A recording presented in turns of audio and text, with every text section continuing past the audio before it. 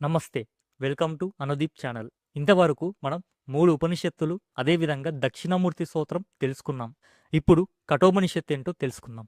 కఠోపనిషత్తులో మనకు 2 అధ్యాయాలు ఉంటాయి. ఉండడం 2 అధ్యాయాలే, కానీ ఒక్కో అధ్యాయానికి 3 చాప్టర్స్ ఉంటాయి. అంటే సబ్సెక్షన్స్ లాగా. వాటినే వల్లి అని అంటారు. అలా మనకు 6 వల్లులు వచ్చాయి. ఇప్పుడు ఈ కఠోపనిషత్తు ఏం చెప్తుందో తెలుసుకుందాం.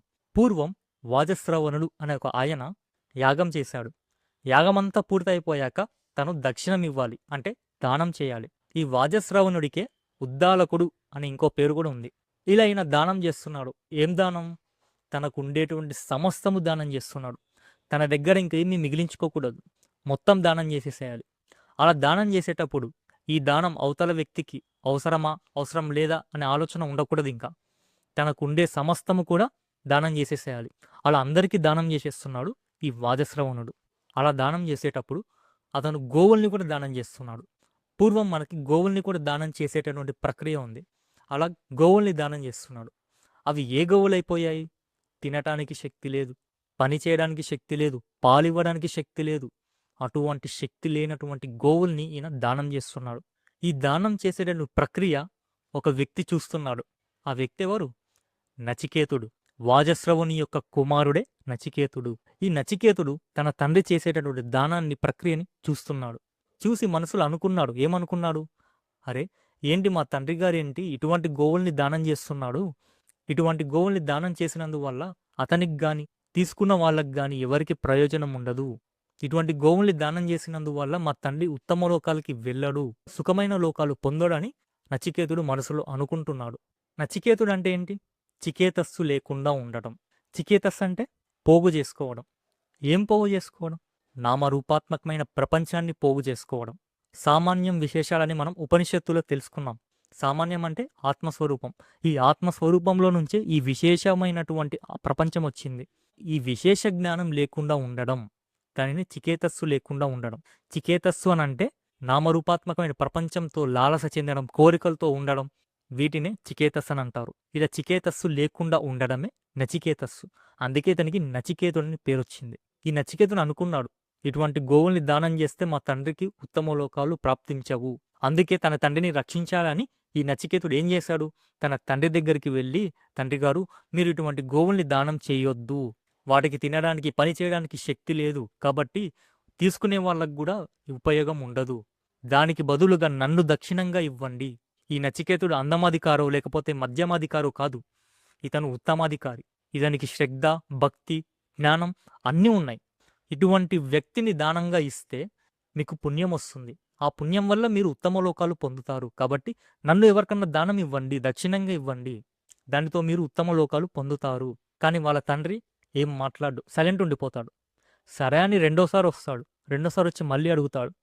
తన తండ్రి సైలెంట్ ఉంటాడు, ఏం మాట్లాడు. మళ్ళీ మూడోసారి వచ్చి అడుగుతాడు. ఇక మూడోసారి తన తండ్రికి కోపం వస్తుంది. కోపం వచ్చి, సరే నిన్ను మృత్యువుకి ఇచ్చేస్తున్నాను, వెళ్ళిపో అని అంటాడు. మృత్యుకి ఇవ్వడం అంటే చావమని అర్థం కాదు. మృత్యు అంటే యముడు, కాలుడు అని అర్థం. నేను ఎలాగో ఈ కర్మలు చేస్తూ పుణ్యాన్ని సంపాదించి ఏదో స్వర్గలోకాన్ని పొందుతా, నాకు జ్ఞానాన్ని పొందే అధికారం లేదు ఇంకా ఈ జన్మలో, కాబట్టి నువ్వైనా జ్ఞానాన్ని పొందు, నువ్వు ఉత్తమాధికారివి, నువ్వు ఒక్కసారి ఆత్మజ్ఞానాన్ని వింటే నువ్వు ఇట్లే పట్టుకోగలుగుతావు, కాబట్టి నువ్వు వెళ్ళి జ్ఞానాన్ని పొంది ముక్తిని పొందు అని మృత్యుకి ఇచ్చేస్తున్నాను అంటే దాని అర్థం యముడి దగ్గరికి వెళ్ళు అని. ఇప్పుడు మృత్యువుకి ఇచ్చేస్తున్నాను అంటే ఇప్పుడు ఆ నచికేతుడు వెళ్ళిపోవాలా లేదా? అందుకే యమలోకానికి వెళ్ళిపోయాడు. మనకి రామాయణంలో కూడా రాముడు అడవిలోకి వెళ్ళిపోమంటే వెళ్ళలేదా? తన తండ్రి చెప్పిన మాటను పాటించలేదా? అదేవిధంగా ఇప్పుడు ఇక్కడ ఈ నచికేతుడు కూడా తన తండ్రి చెప్పిన మాటను పాటించాలి. వెళ్ళిపో అంటే ఇంక వెళ్ళిపోవాలంతే. కాబట్టి అతను యమలోకానికి వెళ్ళిపోయాడు.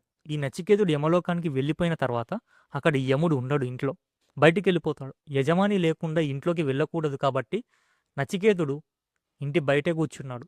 అలా 3 రోజులు కూర్చున్నాడు. 3 పగళ్ళు 3 రాత్రుళ్ళు తిండి లేకుండా ఉపవాసం చేస్తూ అక్కడే కూర్చున్నాడు ఇంటి బయట. 3 రోజుల తర్వాత యముడు వచ్చాడు. ఆ యముడు ఇంట్లో ఉన్న సభ్యులు ఏమంటున్నారు?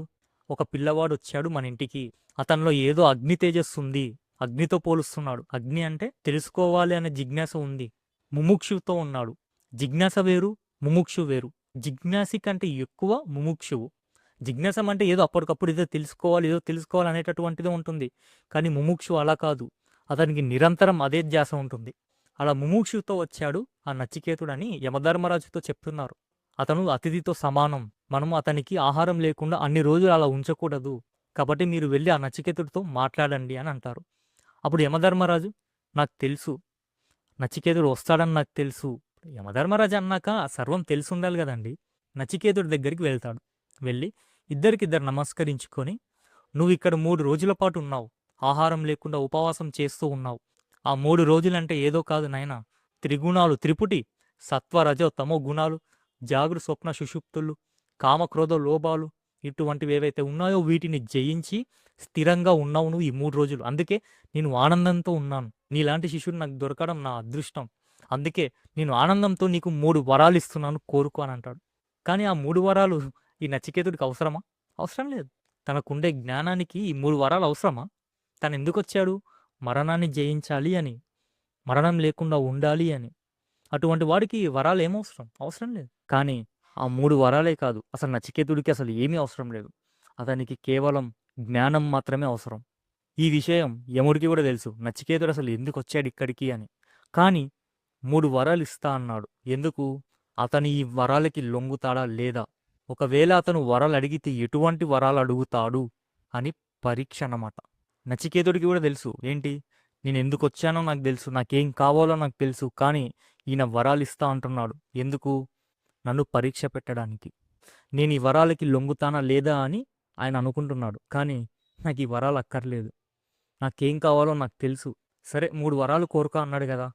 మొదటి 2 వరాలు ఏదో నార్మల్గా కోరుకుందాం. చివరి 3వ వరం ఏదైతే ఉందో అప్పుడు అడుగుతాను అసలైన ప్రశ్న, అప్పుడు చూపిస్తాను అసలైన రూపం అని ఈయన అనుకుంటున్నాడు. ఇద్దరికిద్దరు దొందలే. ఆయన ఎందుకు వచ్చిందో ఈయనకి తెలుసు, ఈయన ఎందుకు అడుగుతున్నాడో ఆయనకి తెలుసు. సరే అని ఇప్పుడు నచికేతుడు మొదటి వరం కోరుకుంటున్నాడు. ఏంటిది? నేను ఇక్కడి నుంచి తిరిగి వెళ్ళినప్పుడు, అంటే నా తండ్రి దగ్గరికి తిరిగి వెళ్ళినప్పుడు మా తండ్రి ఏ స్థితిలో ఉండాలి? ప్రశాంతంగా ఉండాలి, అన్ని బాధలు వెళ్ళిపోవాలి, నా మీద ఎలాంటి కోపం ఉండకూడదు, నాతో ఎప్పటిలాగానే మాట్లాడాలి. ఇది అతని మొదటి వరం. చూడండి ఎంత విచిత్రంగా ఉందో. అసలు అతను ఎందుకు వచ్చాడు, ఏం అడుగుతున్నాడు? నార్మల్గా మనకి తల్లిదండ్రులు కోపంతో 1000 మాటలు అంటారు, కోపంలో అలుగుతారు, మాట్లాడరు, ఒక 2 రోజులు మాట్లాడరు అంతే. వాళ్ళు 3వ రోజు వచ్చి మాట్లాడతారు కదా. అదేవిధంగా ఇక్కడ నచికేతుడు కూడా తన తండ్రి వాచస్రవసుడు ఎవరైతే ఉన్నారో కోపంలో ఏదో మాట్లాడాడు, మృత్యువుకి ఇచ్చేస్తున్నాను అన్నాడు. అంత మాత్రాన ఆయన ఈ జీవితాంతం మాట్లాడాడని కాదు కదా. అంతదానికి ఈయన యమలోకం వెళ్ళి యముడికి వరం కోరితే ఆ వరం వల్ల ఈయన మాట్లాడేటటువంటి స్థితి వచ్చిందా ఇప్పుడు ఇక్కడికి? కాదు. అది తెలుసు, ఆయన తండ్రి మళ్ళీ మాట్లాడతాడని నచికేతుడికి తెలుసు. ఆయన కూడా ఎందుకు వరం అడిగిండి ఇటువంటి వరం? 3 వరాలు ఉన్నాయి కదా, 3వ వరం దగ్గర నేను చూసుకుంటాలే. అప్పుడు యమధర్మరాజు ఏమంటున్నాడు? నచికేత, మీ తండ్రి ఎప్పట్లానే మాట్లాడతాడు నీతో, ఆయన ప్రశాంతంగా ఉంటాడు, ఆయన బాధలన్నీ పోతాయి, ఇది నేను నీకు ఇస్తున్న వరం అన్నాడు. ఇప్పుడు 2వ వరం ఏంటో తెలుసుకుందాం. యమధర్మరాజా, స్వర్గలోకం అంటూ ఒకటి ఉంది. అక్కడ ఎప్పుడు ఆనందంగానే ఉంటారు. అక్కడ ముసలితనం అనేది ఉండదు, ఆకలి ఉండదు, దప్పికలు ఉండవు, ఏమీ ఉండవు. అక్కడ కేవలం సుఖాన్ని మాత్రమే అనుభవిస్తూ ఉంటారు. అక్కడ మరణం అనేది ఉండదు. అంతెందుకు, అక్కడ అసలు నువ్వే లేవు. అంటే అక్కడ భయం లేదు. ఆ స్వర్గానికి వెళ్ళేటటువంటి యజ్ఞం ఏదైతే ఉందో, ఆ విద్య ఏదైతే ఉందో అది నీకు తెలుసని నాకు తెలుసు. చూసారా, యమధర్మరాజుకి స్వర్గానికి వెళ్ళేటటువంటి ఆ విద్య ఏదైతే ఉందో తెలుసంట. అది నచికేతుడికి తెలుసంట. నీకు తెలుసని నాకు తెలుసు అంటున్నాడు. అంటే యమధర్మరాజు నరకానికి వచ్చిన వాళ్ళని శిక్షించడం మాత్రమే కాదు, స్వర్గానికి కూడా పంపించేటటువంటి విద్య అతనితో ఉంది అని ఇప్పుడు మనకు అర్థమవుతుందా లేదా? అటువంటి విద్యని నాకు బోధించు అంటున్నాడు. మళ్ళీ ఇక్కడ డౌట్. మనం ఈశావాస్య ఉపనిషత్తుల్లో కర్మ సిద్ధాంతం గురించి మాట్లాడుకున్నాం. ఏంటి, నువ్వు స్వర్గానికి వెళ్ళినా నరకానికి వెళ్ళినా అక్కడ నీ పుణ్యఫలం ఏదైతే ఉందో అదంతా తీరిపోయాక మళ్ళీ నువ్వు జన్మించాల్సిందే భూమి మీద అని మాట్లాడుకున్నామా లేదా? మరి ఇప్పుడు ఈయన ఏంటి, స్వర్గానికి వెళ్ళేటటువంటి విద్య ఏదైతే ఉందో అది నాకు చెప్పు అంటున్నాడు. సరే చెప్తాడు, ఈయన స్వర్గానికి వెళ్తాడు. వెళ్తే చిరకాలం ఉండిపోతాడా? కాదు కదా, మళ్ళీ జన్మించాల్సిందే. మరి ఎందుకు ఇలా అడుగుతున్నాడు నచికేతుడు? వాస్తవానికి ఇక్కడ స్వర్గం అంటే అక్కడ స్వర్గలోకం అని కాదు. స్వర్గం అంటే ఇక్కడ ఆత్మజ్ఞానం. ఆ ఆత్మజ్ఞానం ఏదైతే ఉందో అక్కడ మరణాలు ఉండవు, జననాలు ఉండవు, బాధలు ఉండవు, సుఖాలు ఉండవు, దుఃఖాలు ఉండవు, ఏమీ ఉండవు. ఆ ఆత్మజ్ఞానం ఏదైతే ఉందో అది నీకు తెలుసని నాకు తెలుసు. అంటే చూడండి, ఇప్పుడు యమధర్మరాజు ఎంతటి వాడో. అతను కేవలం నరకానికి పరిమితం కాదు, అతనికి బ్రహ్మ విద్య కూడా తెలుసు. యమధర్మరాజు నరకానికి వచ్చిన వాళ్ళని కేవలం శిక్షించడం మాత్రమే కాదు, నరకానికి వచ్చిన వాళ్ళకి జ్ఞానాన్ని బోధించి వాళ్ళని ముక్తిని కూడా ప్రసాదించేవాడు ఈ యమధర్మరాజు. కాబట్టి ఇప్పుడు యమధర్మరాజు మొత్తం ఆల్రౌండర్ అని అర్థమవుతుందా లేదా? కానీ అతన్ని నియమించిన పాలన ఏదైతే ఉందో అదైన కర్తవ్య దృష్టితో చేస్తున్నాడు. అప్పుడు యమధర్మరాజు అంటాడు, నచికేత, స్వర్గానికి వెళ్ళేటటువంటి యజ్ఞం ఏదైతే ఉందో అది నాకు బాగా తెలుసు. దానిని నీకు చెప్తాను, ఏకాగ్రతతో విను. స్వర్గానికి తీసుకువెళ్ళేది, ప్రపంచానికి ఆధారమైనది అయిన ఈ అగ్ని ఏదైతే ఉందో, అగ్ని అంటే విద్య, అదేదైతే ఉందో అది హృదయం అనే గుహల్లోనే ఉంది. అంటే అది నీ దగ్గరనే ఉంది, తెలుసుకో అని అంటున్నాడు. అలా ఈ విద్యనంతా యముడు నచికేతుడికి చెప్తాడు. చెప్పి ఆ నచికేతుడు ఏం చేశాడు, యమధర్మరాజు ఏం చెప్పాడో చెప్పింది చెప్పినట్టుగా ఆ యమధర్మరాజుకి అప్పగించేస్తాడు. అది నచికేతుడికి ఉన్న బుద్ధి, జ్ఞానం, శ్రద్ధ. యమధర్మరాజు ఏదైతే విద్య చెప్పాడో, స్వర్గానికి వెళ్ళేటటువంటి విద్య ఏదైతే ఉందో అదంతా కూడా మళ్ళీ రిటర్న్ ఇచ్చేశాడు, సబ్మిట్ చేసేసాడు అన్నమాట, A to Z. ఇక యముడికి అసలు పట్టలేనంత ఆనందం. ఇటువంటి శిష్యుడు కదా నాకు కావాల్సింది అని మురిసిపోయాడన్నమాట. గురువుకి అంతకంటే ఇంకేం కావాలండి? అందుకే యముడు ఆనందంతో ఏమంటున్నాడు, నీకు ఇంకో వరం ఇచ్చేస్తున్నాను. ఏంటా వరం? ఈ అగ్ని విద్య ఏదైతే ఉందో అది ఇక నుంచి నీ పేరు మీద మారుస్తున్నాను. నచికేత అగ్ని అని ఇక నుంచి ఆ విద్యకి నీ పేరే పెడుతున్నాను. అలాగే నీకు ఒక మాలని ప్రసాదిస్తున్నాను, తీసుకో అని అంటాడు. మాల ఇస్తున్నాడంట. అసలు చూడండి, అసలు ఈ యముడు నచికేతుడికి ఎంత మాయ చేస్తున్నాడు. అంటే ఈయన లొంగుతాడా లేదా? అసలు ముందు 3 వరాలు ఇస్తా అన్నాడు. నచికేతుడికి అర్థమైంది, ఈయన నాకెందుకు వరాలు, నాకు అవసరం లేదు, సరే ఏదో కోరుకుందాం అని చెప్పి కోరుకుంటున్నాడు. మళ్ళీ 2వ వరం దగ్గర ఏమంటున్నాడు, నీకు ఇంకో వరం ఇస్తా అని ప్రలోభ పెడుతున్నాడు. మళ్ళీ ఇంకో వరం ఇవ్వడమే కాదు, ఏదో మాల ఇస్తాడంట, ఏదో గిఫ్ట్ ఇస్తున్నాడంట. ఈ గిఫ్ట్కైనా వీడు లొంగుతాడా? వీడు అసలు ఎందుకు వచ్చాడు నా దగ్గరికి? ఇప్పటికే 2 ప్రశ్నలు అయిపోయాయి, ఇంకా 3వ ప్రశ్న ఉంది. ఆ 3వ ప్రశ్న కాదు, వీడు అసలు ఏం అడుగుతాడు అని ఈయన టెన్షను. ఆ 3వ ప్రశ్న దగ్గర కూడా మళ్ళీ లౌకికమైన వరాలే అడిగితే ఇంకా దేనికి? కానీ నచికేతుడికి ఇవన్నీ అసలు అవసరమే లేదు. అయినా నచికేతుడు తీసుకున్నాడు. మళ్ళీ చివరిలో అది మళ్ళీ యమధర్మరాజుకే రిటర్న్ ఇచ్చేశాడు, ఆ మాలనే ఉంటుంది. మళ్ళీ ఏమంటున్నాడు యమధర్మరాజు, ఇటువంటి విద్య ఏదైతే ఉందో చూడండి, అసలు ఎంత ప్రలోభ పెడుతున్నాడో మనల్ని. ఇటువంటి విద్య ఏదైతే ఉందో, ఎవరైతే ఈ విద్యని తెలుసుకున్నారో వాళ్ళు బ్రహ్మలోక ప్రాప్తి వస్తుంది, అంటే బ్రహ్మలోకానికి వెళ్తాడు అంటున్నాడు. ఎవరైతే ఈ విద్యను అనుసరించి ఆచరణ చేస్తారో వాళ్ళు మృత్యువుని జయించి స్వర్గలోప్తి పొందుతారు అంటున్నాడు. ఇవన్నీ కూడా ఫలశ్రుతి అంటారు, వీటిని ఫలశ్రుతి అని అంటారు. మీకు ఒకటే చెప్తున్నా, ఆత్మజ్ఞానం తప్పించి మరేది మోక్షం ఇవ్వదు, ముక్తినివ్వదు. నువ్వు ఎన్ని పుణ్యాలు చేసుకో, నువ్వు ఎన్ని యజ్ఞాలు చేసుకో, యాగాలు చేసుకో, మోక్షం రాదు. కేవలం ఆత్మజ్ఞానం మాత్రమే ముక్తిని ప్రసాదిస్తుంది. మరి భక్తులు ఉన్నారే అంటారా? మీకు ఈశావాస ఉపనిషత్తులోనే చెప్పాను, భక్తి ఏం చేస్తుంది, జ్ఞానానికి మార్గం అవుతుంది. నువ్వు ఎప్పుడైతే ఈశ్వరుణ్ణి భక్తిగా కొలుస్తున్నావో అప్పుడు ఆ భక్తి ఏం చేస్తుంది, సమస్తాన్ని ఆ ఈశ్వరుణ్ణే చూపిస్తుంది. అక్కడ నా ఈశ్వరుడే, ఇక్కడ నా ఈశ్వరుడే, అది నా ఈశ్వరుడే అని చూపిస్తుంది ఈ భక్తి. అటువంటి భక్తి ఇప్పుడు నిన్నేం చేసింది, అంతటా ఈశ్వరునే చూపించిందా లేదా? మరి అది జ్ఞానం కాదా? భక్తి జ్ఞానానికి సాధన అవుతుంది. కేవలం భక్తి నీకు ముక్తినివ్వదు. ఆ భక్తి ఏం చేస్తుంది, జ్ఞానానికి సాధన అవుతుంది. ఆ జ్ఞానం వల్ల నువ్వు ముక్తిని పొందుతావు. అర్థమవుతుందా? కానీ ఎప్పటికైనా చిట్ట చివరిది జ్ఞానమే ముక్తినిస్తుంది. కాబట్టి ఇక్కడ యముడు ఏమంటున్నాడు, ముందు వరాలు ఇస్తా అన్నాడు, మాల ఇచ్చాడు. మాల ఇవ్వడమే కాదు, మళ్ళీ ఇప్పుడు ఫలశ్రుతి చెప్తున్నాడు. చూడండి అసలు ఎంత ప్రలోభ పెడుతున్నాడు మనల్ని. మనం ఎంతసేపు స్వర్గలోకం కావాలి, పుణ్యం చేసుకోవాలి, సుఖం అనుభవించాలి, ఇదే అనుకుంటున్నాం. కానీ అసలైన బ్రహ్మ విద్య, ఆత్మజ్ఞానం ఎవరికి అక్కర్లేదు. ఈ పని చేయి, ఈ పుణ్యం వస్తుంది, ఆ పని చేయి, ఈ పుణ్యం వస్తుంది. పుణ్యం దేనికి? ఆ పుణ్యం అయిపోయినాక నువ్వు మళ్ళీ భూలోకంలోనే పుడతావురా బాబు. కావాల్సింది పుణ్యాలు కాదు, కావాల్సింది జ్ఞానం. ఇప్పుడు లోకంలో ఏమైపోయిందంటే, పతంజలి యోగ సూత్రాలు, లేకపోతే సాధన, ఉపాసన, లేకపోతే జపాల వల్ల వచ్చేటటువంటి సిద్ధులు, ఇటువంటి సిద్ధులు ఏవైతే ఉన్నాయో అవి మోక్షాన్ని ఇవ్వవు. చాలామంది కొన్ని మంత్రాలని ఉపదేశించుకొని జపం చేస్తూ ఉంటారు, సరే బాగుంది. ఇంకొంతమంది ఉపాసన చేస్తారు, సాధన చేస్తారు, ప్రాణాయామం చేస్తారు, అవన్నీ చేస్తారు, కరెక్టే. వాటి వల్ల నీకు కొన్ని శక్తులు వస్తాయి, అంటే సిద్ధి లభిస్తుంది. నువ్వు దివ్య దృష్టితో అక్కడ ఎక్కడ ఏం జరుగుతుందో నువ్వు చూడగలుగుతావు. అదేవిధంగా నీ సూక్ష్మ శరీరంతో నువ్వు బయటికి శరీరాన్ని వదిలి పరకాయ ప్రవేశం చేస్తావు. ఇటువంటి సిద్ధులు ఉంటాయి. చేతిలోనే విభూదిని సృష్టించడం, ఏది పడితే అది మన ఇష్టం. కొన్ని శక్తులు వస్తాయండి. ఆత్మజ్ఞానానికి కేవలం శక్తి ఉండడానికి చాలా డిఫరెన్స్ ఉంది. అతనికి ఉండేటటువంటి శక్తి ఏం చేస్తాడు? ప్రయోగిస్తాడు 10 మంది మీద. ఆ 10 మంది ఏం చేస్తారు? అమ్మో! ఈయన దేవుడు, ఈయన మహానుభావుడు అని చెప్పేసి ఆయన కాళ్ళ మీద పడిపోతారు. 10 మంది కాస్త 100 అయితారు, 100 కాస్త 1000 అయితారు, 1000 కాస్త 1,00,000 అవుతారు. అయిపాయే. ఈ శక్తులకే లొంగిపోతారే గాని జ్ఞానానికి ఎవడు లొంగిపోడు. అతనికి ఏదో కష్టం ఉంది. ఈ కష్టాన్ని ఆయన తన యొక్క సాధన సిద్ధి ద్వారా ఈయన తొలగించేస్తాడు. కరెక్టే. అంత మాత్రాన ఆత్మజ్ఞానం ఉందా అక్కడ? లేదు. ఆత్మజ్ఞానం వీడికి లేదు, ఆత్మజ్ఞానం వాడికి లేదు. అది కేవలం నువ్వు సాధన చేసినందువల్ల నీకు లభించిన సిద్ధులు మాత్రమే. అంత మాత్రాన నీకు ఆత్మజ్ఞానం ఉంది అని అనుకోకూడదు. ఇటువంటి ప్రజలు ఎవరైతే ఉన్నారో వాళ్ళు ఇటువంటి బాబాల దగ్గరికి, అటువంటి స్వామీజీల దగ్గరికి వెళ్ళి ఆశ్రయిస్తున్నారు. బానే ఉంది. కానీ దానివల్ల మీకు ఎటువంటి ఉపయోగం ఉండదు. ఈ జన్మలో అది మీ కష్టం తీరుతుందేమో కానీ మీకు ఆత్మజ్ఞానాన్ని ఇవ్వదు. అయితే ఇటువంటి ప్రజలు ఎవరైతే ఉన్నారో వాళ్ళకి ఆత్మజ్ఞానం యొక్క విలువ అనేది తెలియకుండా పోయింది. ఎందుకు? ఇటువంటి స్వామీజీలు, బాబాలు ఉన్నందువల్ల ఏమైంది?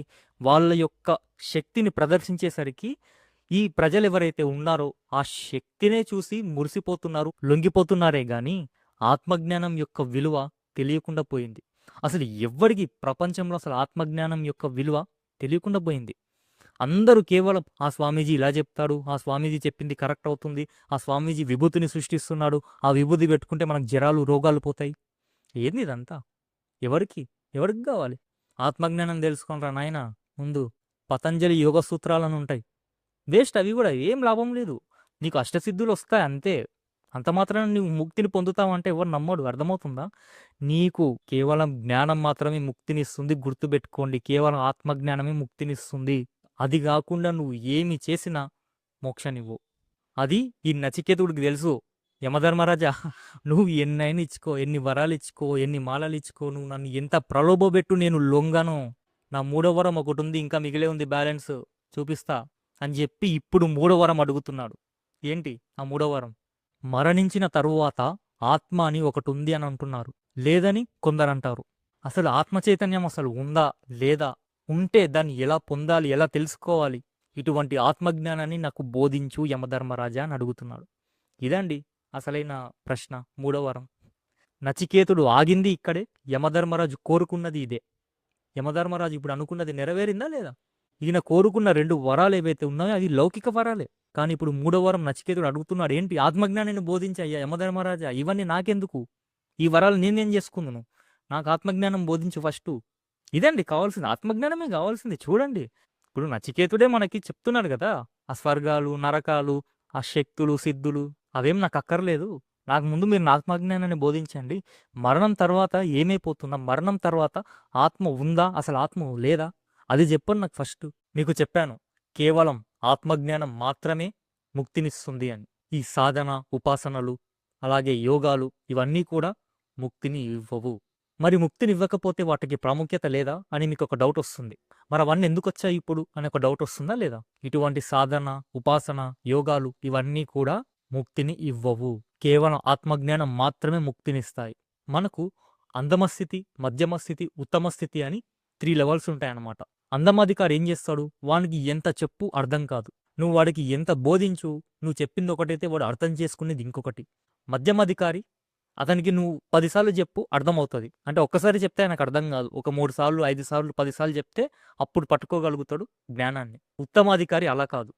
నువ్వు ఒక్కసారి చెప్తే ఆ జ్ఞానాన్ని అంతటి కూడా అతను అనుభవంలోకి తెచ్చుకోగలడు అనమాట. ఈ ఉత్తమాధికారికి ఎవరైతే ఉన్నారో అతనికి ఈ సాధన, ఉపాసనలు అవసరం లేదు. అతనికి కేవలం శ్రవణం మాత్రమే చాలు. అంటే కేవలం విన్నందువల్ల అతనికి జ్ఞానాన్ని అనుభవించగలడు. అటువంటి ఉత్తమ స్థితి ఆయనకు ఉంటుంది. ఆ ఉత్తమ స్థితి కూడా ఎక్కడి నుంచో రాలేదు. ఆయన పూర్వజన్మలో చేసుకునేటువంటి కర్మ ఫలితాలే. మీకు ఇవన్నీ కూడా ఉపనిషత్తుల్లో చెప్పాను, ఈశావాస్య ఉపనిషత్తుల్లో. ఈ మధ్యమాధికారి, అందమాధికారులు ఉన్నారే, వీళ్ళకే ఇటువంటి పురాణాలు, ఇటువంటి సాధన, ఉపాసనలు ఇవన్నీ కూడా ఈ 2 లెవెల్స్ వాళ్ళకే. మధ్యమాధికారి, అందమాధికారి వాళ్ళకే ఇటువంటి యోగాలు, ఇటువంటి పురాణాలు, ఇటువంటివన్నీ కూడా వీళ్ళకే. ఎందుకు? మనం ఎన్నో జన్మలు చేసుకునేటటువంటి పాపాలు, కర్మలు, అజ్ఞానం, వాసనలు ఇవన్నీ ఏవైతే ఉన్నాయో అవన్నీ కూడా నీకు ఒక జన్మలో పోవు. కాబట్టి నువ్వు మెల్లమెల్లగా శ్రవణ, మనన, నిధిధ్యాసనలతో, ధ్యానాలతో వీటన్నిటిని తక్కువ చేసుకోవాలి, అంటే తగ్గించుకోవాలి. నువ్వు ఎప్పుడైతే శ్రవణ మనన నిధిధ్యాసనలు చేస్తూ ఉన్నావో అప్పుడు నీలోన ఉన్న అజ్ఞానం, నీలో ఉన్న వాసనలు ఏవైతే ఉన్నాయో అవన్నీ తొలగిపోతాయి. అందుకే వచ్చాయి ఈ యోగం, పురాణాలు ఇవన్నీ కూడా. పతంజలి యోగ సూత్రాలు. అది మాత్రమే కాదు, సమస్తము అద్వైతం మినహా నువ్వు పట్టుకున్న ప్రతి ఒక్కటి కూడా ఈ అజ్ఞానం, వాసనలు పోగొట్టుకోవడానికే కానీ ముక్తికి కాదు. ఈ సాధన, ఉపాసన ఇవన్నీ కూడా ఏం చేస్తాయి? నీకు చిత్తశుద్ధినిస్తుంది. ఆ చిత్తశుద్ధి ఏకాగ్రతతో నువ్వేం చేయాలి? ఆత్మజ్ఞానం పొందాలి. అప్పుడు నీకు ముక్తి లభిస్తుంది. కేవలంగా సాధన, ఉపాసన ముక్తినివ్వవు. వాటికి ఫలితం ఉంటుంది. ఏం ఫలితం? స్వర్గలోకానికి వెళ్తావు అంతే, అంతకంటే ఏముండదు. నువ్వు సాధనలు, ఉపాసనలు చేసినంత మాత్రాన, పతంజలి యోగ సూత్రాలు ఏవైతే ఉన్నాయో వాటిని నువ్వు అనుష్ఠించినంత మాత్రాన నువ్వు స్వర్గలోకానికి వెళ్తావేమో, మళ్ళీ రావాల్సిందే భూలోకానికి. కానీ ముక్తి మాత్రం రాదు. నీకు ముక్తి రావాలి అంటే కేవలం ఆత్మజ్ఞానం మాత్రమే ఉండాలి. నీకు ఈ యోగాలు, సాధనలు ఆత్మజ్ఞానాన్ని ఇవ్వవు. ఈ యోగాలు, సాధనలు ఇవన్నీ ఎందుకు వచ్చాయి? నీలో ఉన్న వాసనలు, నీలో ఉన్న కర్మ బంధాలను అన్నిటినీ కూడా తొలగించుకోవడానికి, నీ మనసుని స్థిరంగా ఉంచుకోవడానికి వచ్చాయి ఇవన్నీ. నీ మనసు ఎప్పుడైతే స్థిరపడుతుందో అప్పుడు నువ్వు ఆత్మజ్ఞానాన్ని పొందాలి. ఈ యోగా సాధనాలు ఇవన్నీ కూడా మొదటి అడుగు మాత్రమే. రెండవ అడుగు నువ్వు ఆత్మజ్ఞానం పొందాలి. అలా ఎప్పుడైతే నువ్వు ఆత్మజ్ఞానాన్ని గుర్తిస్తావో అప్పుడే ముక్తి లభిస్తుంది. అందుకే నచికేతుడు అడిగాడు, ఏమని? యమధర్మరాజా, మరణం తర్వాత ఆత్మ అని ఒకటి ఉంది అని కొందరంటారు, ఆత్మ లేదు అని కొందరంటారు. అసలు మరణం తర్వాత ఆత్మ ఏమైపోయింది? అసలు ఆత్మ ఎక్కడుంది? చూడండి, యమధర్మరాజు ముందు 2 వరాలు ఇచ్చాడు. ఆ నచికేతుడు లొంగలేదు. ఇంకో కొత్త వరం ఇస్తా అన్నాడు, లొంగలేదు. పైగా మాల ఇచ్చాడు, లొంగలేదు. అంటే చూడండి, ఆ యమధర్మరాజు నచికేతుడిని ఎంత ప్రలోభపెడుతున్నాడు. అయినా కూడా అతనికి కావాల్సింది ఏంటిది? ఆత్మ గురించి తెలుసుకోవడం మాత్రమే కావాలి. అప్పుడు యమధర్మరాజు అంటాడు, నచికేత, ఈ ఆత్మజ్ఞానం ఏదైతే ఉందో అది దేవతలకు సైతం కూడా సందేహమే ఉంటుంది. వాళ్ళకు కూడా అర్థం కాదు. ఈ ఆత్మజ్ఞానం అనేది అంత తేలిక కాదు నాయనా. నువ్వు వేరే వరం ఏదైనా కోరుకో. నువ్వు ఇంకా చిన్నపిల్లాడివి. నీకు పెళ్ళయిందా? అసలు పెళ్ళి కూడా కాలేదు. మంచిగా పెళ్లి చేసుకో. నీకు పుట్టబోయే పిల్లలకి నేను 100 ఏళ్ళు ఆయుష్ ఇస్తున్నాను. అనేక పశువులనిస్తాను, ఏనుగులనిస్తాను, గుర్రాలనిస్తాను, తీసుకో. నువ్వు కేవలం భారతదేశానికే కాదు, ప్రపంచానికే రాజుని చేస్తా. పరిపాలించు ఈ ప్రపంచాన్ని. నీకు అంతటి వరాన్నిస్తాను, కోరుకో. అది మాత్రమే కాదు, నువ్వు ఎన్నేళ్ళు జీవించాలనుకుంటున్నావో అన్నేళ్ళు జీవించు. అంటే చిరంజీవిగా ఉండు అని. చిరంజీవి అంటే చాలామందికి ఏమర్థమవుతుంది? అతనికి మరణం లేదు అనుకుంటారు. చిరంజీవి అంటే మరణం లేకపోవడం కాదండి. చిరంజీవి అంటే చాలా కాలం బ్రతకడం అని. అర్థమైందా? కలియుగంతం వరకు బ్రతుకుతున్నాడు అంటే దాని అర్థం కలియుగంతం వరకే. కలియుగంతం వరకు బ్రతికాడు కాబట్టి దాని అర్థం ఏంటి? చాలా కాలం అని. చాలా కాలం పాటు జీవించడమే చిరంజీవి. చిరంజీవి అంటే మృత్యు రాకపోవడం కాదు, మృత్యు లేకపోవడం కాదు. చిరంజీవి అంటే ఎక్కువ కాలం బ్రతకడం అని. కాబట్టి నీకొక వరం ఇస్తున్నాను, నువ్వు చిరంజీవి అయిపో. అంటే దాని అర్థం నువ్వు అది కూడా ఏంటి? నీ ఇష్టం. నువ్వు ఎన్నేళ్ళు బ్రతకాలనుకున్నావు అన్నేళ్ళు బ్రతుకు. నీకు ఇటువంటి వరాన్ని ఇస్తున్నాను. మళ్ళీ ఏమంటున్నాడు? కేవలం ఇది మాత్రమే కాదు నాయనా, నువ్వు ఏ వరం కోరుకో అది నేను నెరవేరుస్తాను అంటున్నాడు. చూడండి, నచికేతుడు వయసు కేవలం 8 నుంచి 10 ఏళ్లే ఉంటాయి. కానీ నచికేతుడు వచ్చిందెందుకు? ఆత్మజ్ఞానం కోసం. కానీ యమధర్మరాజు చెప్తుందేంటి? వరాలు ఇస్తున్నదేంటిది? నువ్వు ఎన్ని వరాలైనా కోరుకో, నేను ఇస్తాను. నీకు పశువులనిస్తాను, గుర్రాలనిస్తాను, ఏనుగులనిస్తాను, పుత్రులనిస్తాను. ఆ పుత్రులు కూడా 100 ఏళ్ళు బతికేటట్టు నేను చేస్తాను. నీకు ఎందరో అప్సరసలనిస్తాను, వాళ్ళతో సేవలు చేసుకో. నువ్వు ఎంతకాలం బ్రతకాలనుకుంటున్నావో అంతకాలం జీవించు. బాబ్బా, ఇన్ని వరాలు ఇస్తున్నాడు చూడండి ఒక్కసారి. ఎందుకు ఇన్ని వరాలు ఇస్తున్నాడు చెప్పండి? నచికేతుడు అడగకుండా యమధర్మరాజు ఎందుకు ఇన్ని వరాలు ఇస్తున్నాడు? దేవతల్ని ప్రసన్నం చేసుకోవడానికి తపస్సు చేస్తారు. ఆ తపస్సు చేసి ఆ తర్వాత వాళ్ళు వరం అడిగితే ఆ వరాన్ని ప్రసాదిస్తారు ఈ దేవతలు. కానీ నచికేతుడు తపస్సు చేయలేదు, ఏమీ చేయలేదు. పైగా ఏమీ అసలు అడగడం లేదు. నాకు నీ వరాలు కావాలని కూడా అడగడం లేదు. అడగకుండానే ఇన్ని వరాలు ఇస్తున్నాడు అంటే ఏంటి? అసలు నచికేతుడు ప్రయత్నమే లేదు. ఇలాంటి ప్రయత్నం లేకుండా ఇన్ని సుఖాలు లభించడం అంటే అర్థం చేసుకోండి. ఇప్పుడు మనం ఎగ్జామ్ రాస్తాం స్కూల్లో, కాలేజీలో. సరేలేరా, నేను ఏం పేపర్ ఏం చూడను, నీకు డైరెక్ట్ 99/100 వేసేస్తా అంటే ఎంత ఆనందంగా ఉంటుంది. అలాగా ఈయన కూడా అంతే. నేనే ఇస్తున్నాను వరాలు అంటున్నాడు. కోరుకో, ఏమైనా కోరుకో, ఇస్తాను నేను. కానీ ఆత్మజ్ఞానం గురించి మాత్రం మాట్లాడకు అని అంటున్నాడు. చూడండి, ఎన్నో సుఖాలను అనుభవించు, నీకు ఇన్ని వరాలు ఇస్తాను కోరుకో అంటున్నాడు. నచికేతుడిని ఎంత మాయలో దించేస్తున్నాడో చూడండి. ఎంత ప్రలోభ పెడుతున్నాడో ఆలోచించండి. ఇటువంటి వరాలకి నచికేతుడు లొంగుతాడా? నచికేతుడికి తెలుసు ఇవేవి శాశ్వతం కాదు అని. అవి కేవలం శరీరం ఉన్నంత వరకే, ఇంద్రియాలు మనసు పనిచేసేంత వరకే ఇటువంటి సుఖాలు దుఃఖాలు ఏవైనా కానీ. ఒక్కసారి నీ శరీరం పడిపోతే ఈ సుఖాలుండవు, దుఃఖాలుండవు, ఏమీ ఉండవు, అన్నీ వెళ్ళిపోతాయి. ఆ వయసులో అతనికి ఏం కావాలి? ఆత్మజ్ఞానం కావాలని యమధర్మరాజు ముందు కూర్చున్నాడంటే అర్థం చేసుకోండి. అటువంటి స్థితిలో ఉన్నవాడికి ఉత్తమాధికారండి ఆయన. అటువంటి ఉత్తమ స్థితి ఉన్నవాడికి ఇటువంటి వరాలు దీంతో సమానం. దీన్ని బట్టి మనకేమర్థమవుతుంది? ఇప్పుడు లోకంలో ప్రజలు కూడా ఏం చేస్తున్నారు? ఆ స్వామీజీల వెనక, పూజారుల వెనక, వాళ్ళ వెనక, వీళ్ళ వెనక పడి ఆయన ఈ కోరిక నెరవేరుస్తున్నాడు, ఆయన ఆ కోరిక నెరవేరుస్తున్నాడు, ఆయనకు శక్తులు ఉన్నాయి, అవి ఉన్నాయి. దేనికి? ఎవరికి కావాలి? కఠోపనిషత్ మనకి బోధిస్తుంది, బాబు ఇవేవి శాశ్వతం కాదు, ఆత్మజ్ఞానమే శాశ్వతం, అది లేకుండా నీకు ముక్తి లభించదు. ఉపనిషత్తులు ఎందుకు వచ్చాయండి అసలు? ఆత్మజ్ఞానం బోధిస్తున్నాయి ఉపనిషత్తులు. నీకు ఉపనిషత్ ఇంట్రడక్షన్లోనే చెప్పాను, ఉపనిషత్తులు మనకి ఆత్మజ్ఞానాన్ని బోధిస్తాయి. కానీ మనకు ఇవన్నీ అక్కర్లేదు. మనకేం కావాలి? మన కష్టాలు తీరిపోవాలి, మనం సుఖంగా బ్రతకాలి, డబ్బు సంపాదించాలి, ఇవే మనకు కావాలి. యమధర్మరాజు ఇలాంటి వరాలు ఇస్తానన్నప్పుడు ఒకవేళ అతను ఇటువంటి వరాలకి లొంగిపోతే అటువంటి వరాల్ని స్వీకరించి వెళ్ళిపోవాలి. కానీ నచికేతుడు ఉన్న ఆలోచన ఏంటి? అతనుకున్న గమ్యం ఏంటి? ఆత్మజ్ఞానం పొందడం అతని కోరిక. అటువంటి వాడికి ఇటువంటి వరాలు అక్కర్లేదు. అందుకే నచికేతుడు అంటున్నాడు, మళ్ళీ ఏమంటున్నాడు? ఓ మృత్యుదేవా, పశువుల్ని గుర్రల్ని ఇస్తారా? పుత్రుల్ని ఇస్తారా? అవి మాత్రమే కాదు, మళ్ళీ ఏమంటున్నారు? చిరంజీవిగా ఉండు అంటున్నారా? నువ్వు ఎంతకాలం జీవించాలనుకుంటే అంతకాలం జీవించు అంటున్నారా? సరే, నాకు ఒకటి చెప్పండి. మీరిచ్చే ప్రతి ఒక్క వరం, మీరిచ్చే ప్రతి ఒక్క సుఖం ఏదైతే ఉందో అది శాశ్వతంగా ఉంటుందని మీరు చెప్పగలుగుతారా? లేదు. మీరిచ్చే ప్రతి ఒక్క వరం, మీరిచ్చే ప్రతి ఒక్క సుఖం అది అశాశ్వతమని నాకు తెలుసు, మీకు తెలుసు. మీరిచ్చే అశాశ్వతమైన వరాలకి నేను లొంగను. అసలు ఈ శరీరమే శాశ్వతం కాదు, ఆత్మే శాశ్వతమని నేనొచ్చి ఇక్కడ కూర్చుంటే మీరేంటండి వరాలిస్తాను, సుఖాలను ఇస్తానని ఇలా అంటున్నారు? తెలివైన వాడు అశాశ్వతమైన ఈ సుఖాల్ని, వరాల్ని కాకుండా శాశ్వతమైన సుఖాన్ని కోరుతాడు. ఆ శాశ్వతమైన సుఖం ఏంటిది? ఆత్మజ్ఞానం. ఆత్మజ్ఞానమే శాశ్వతమైన సుఖాన్ని, ముక్తినిస్తుంది. ఈ వరాలు కాదు. ఆత్మానందం, చిదానందం అంటూ ఉంటారు. అంటే ఏంటి? నీ ఆత్మను ఎప్పుడైతే నువ్వు గుర్తిస్తావో అక్కడ కేవలం ఆనందం తప్ప మరేమీ ఉండదు.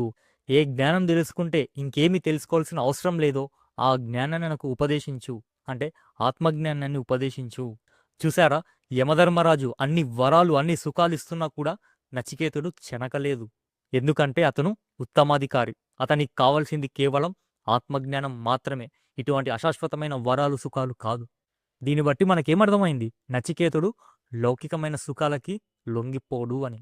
కాబట్టి ఒక్కటి గుర్తుపెట్టుకోండి, ఆత్మజ్ఞానం మాత్రమే ముక్తినిస్తుంది. ఈ సాధన, ఉపాసనలు ఏవైతే ఉన్నాయో అవన్నీ కూడా చిత్తశుద్ధిని, ఏకాగ్రతని ఇస్తున్నాయి. ఆ చిత్తశుద్ధి ద్వారా నువ్వేం చేయాలి? ఆత్మజ్ఞానాన్ని పొందాలి. అంతేగాని కేవలంగా సాధన, ఉపాసన ముక్తినివ్వవు. అలా ఎప్పుడైతే నీ మనసు చిత్తశుద్ధిని పొందిందో ఆ తర్వాత నువ్వు పై అడుగు వేయాలి, అంటే ఆత్మజ్ఞానం పొందాలి.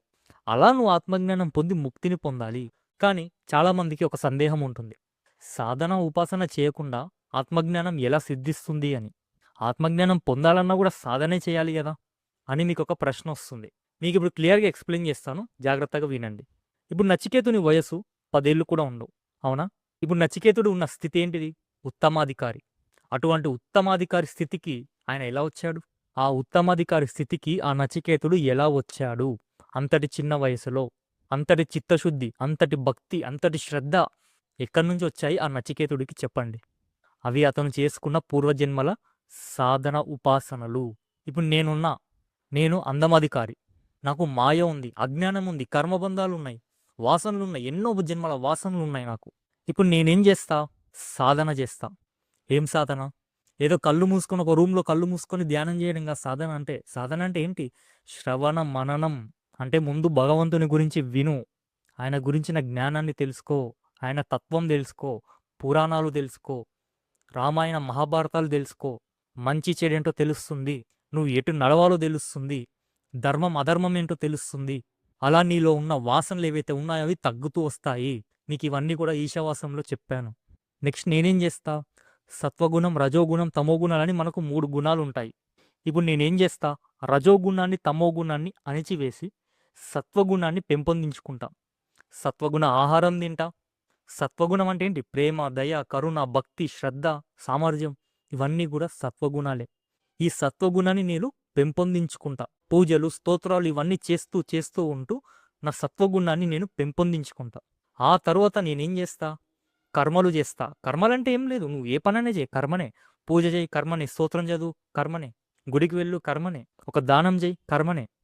మనకు కర్మకాండ, ఉపాసనకాండ, జ్ఞానకాండ అని 3 కాండాలు ఉంటాయని చెప్పాను మీకు ఉపనిషత్తుల్లో. కర్మకాండ ఏంటి? నువ్వు ఒక పుణ్యం కోసం చేయడం. అర్థమవుతుందా? నువ్వు ఒక పుణ్యం కోసం నేను స్వర్గలోకానికి వెళ్ళాలి, నాకు ఇంత పుణ్యం కావాలి అని నువ్వు ఎప్పుడైతే కర్మ చేస్తావో ఆ కర్మ నిన్ను బంధిస్తుంది. నువ్వు ఎప్పుడైతే పుణ్యం కోసం చేసావో కర్మ, నువ్వు ఆ పుణ్యాన్ని అనుభవించాలా లేదా? కాబట్టి నువ్వు మళ్ళీ జన్మించాల్సిందే. ఆ పుణ్యం ఏం చేస్తుంది? స్వర్గానికి తీసుకెళ్ళిపోతుంది. అక్కడ ఎంత స్వర్గంలో నువ్వు ఉన్నా మళ్ళీ భూమి మీద జన్మించాల్సిందే.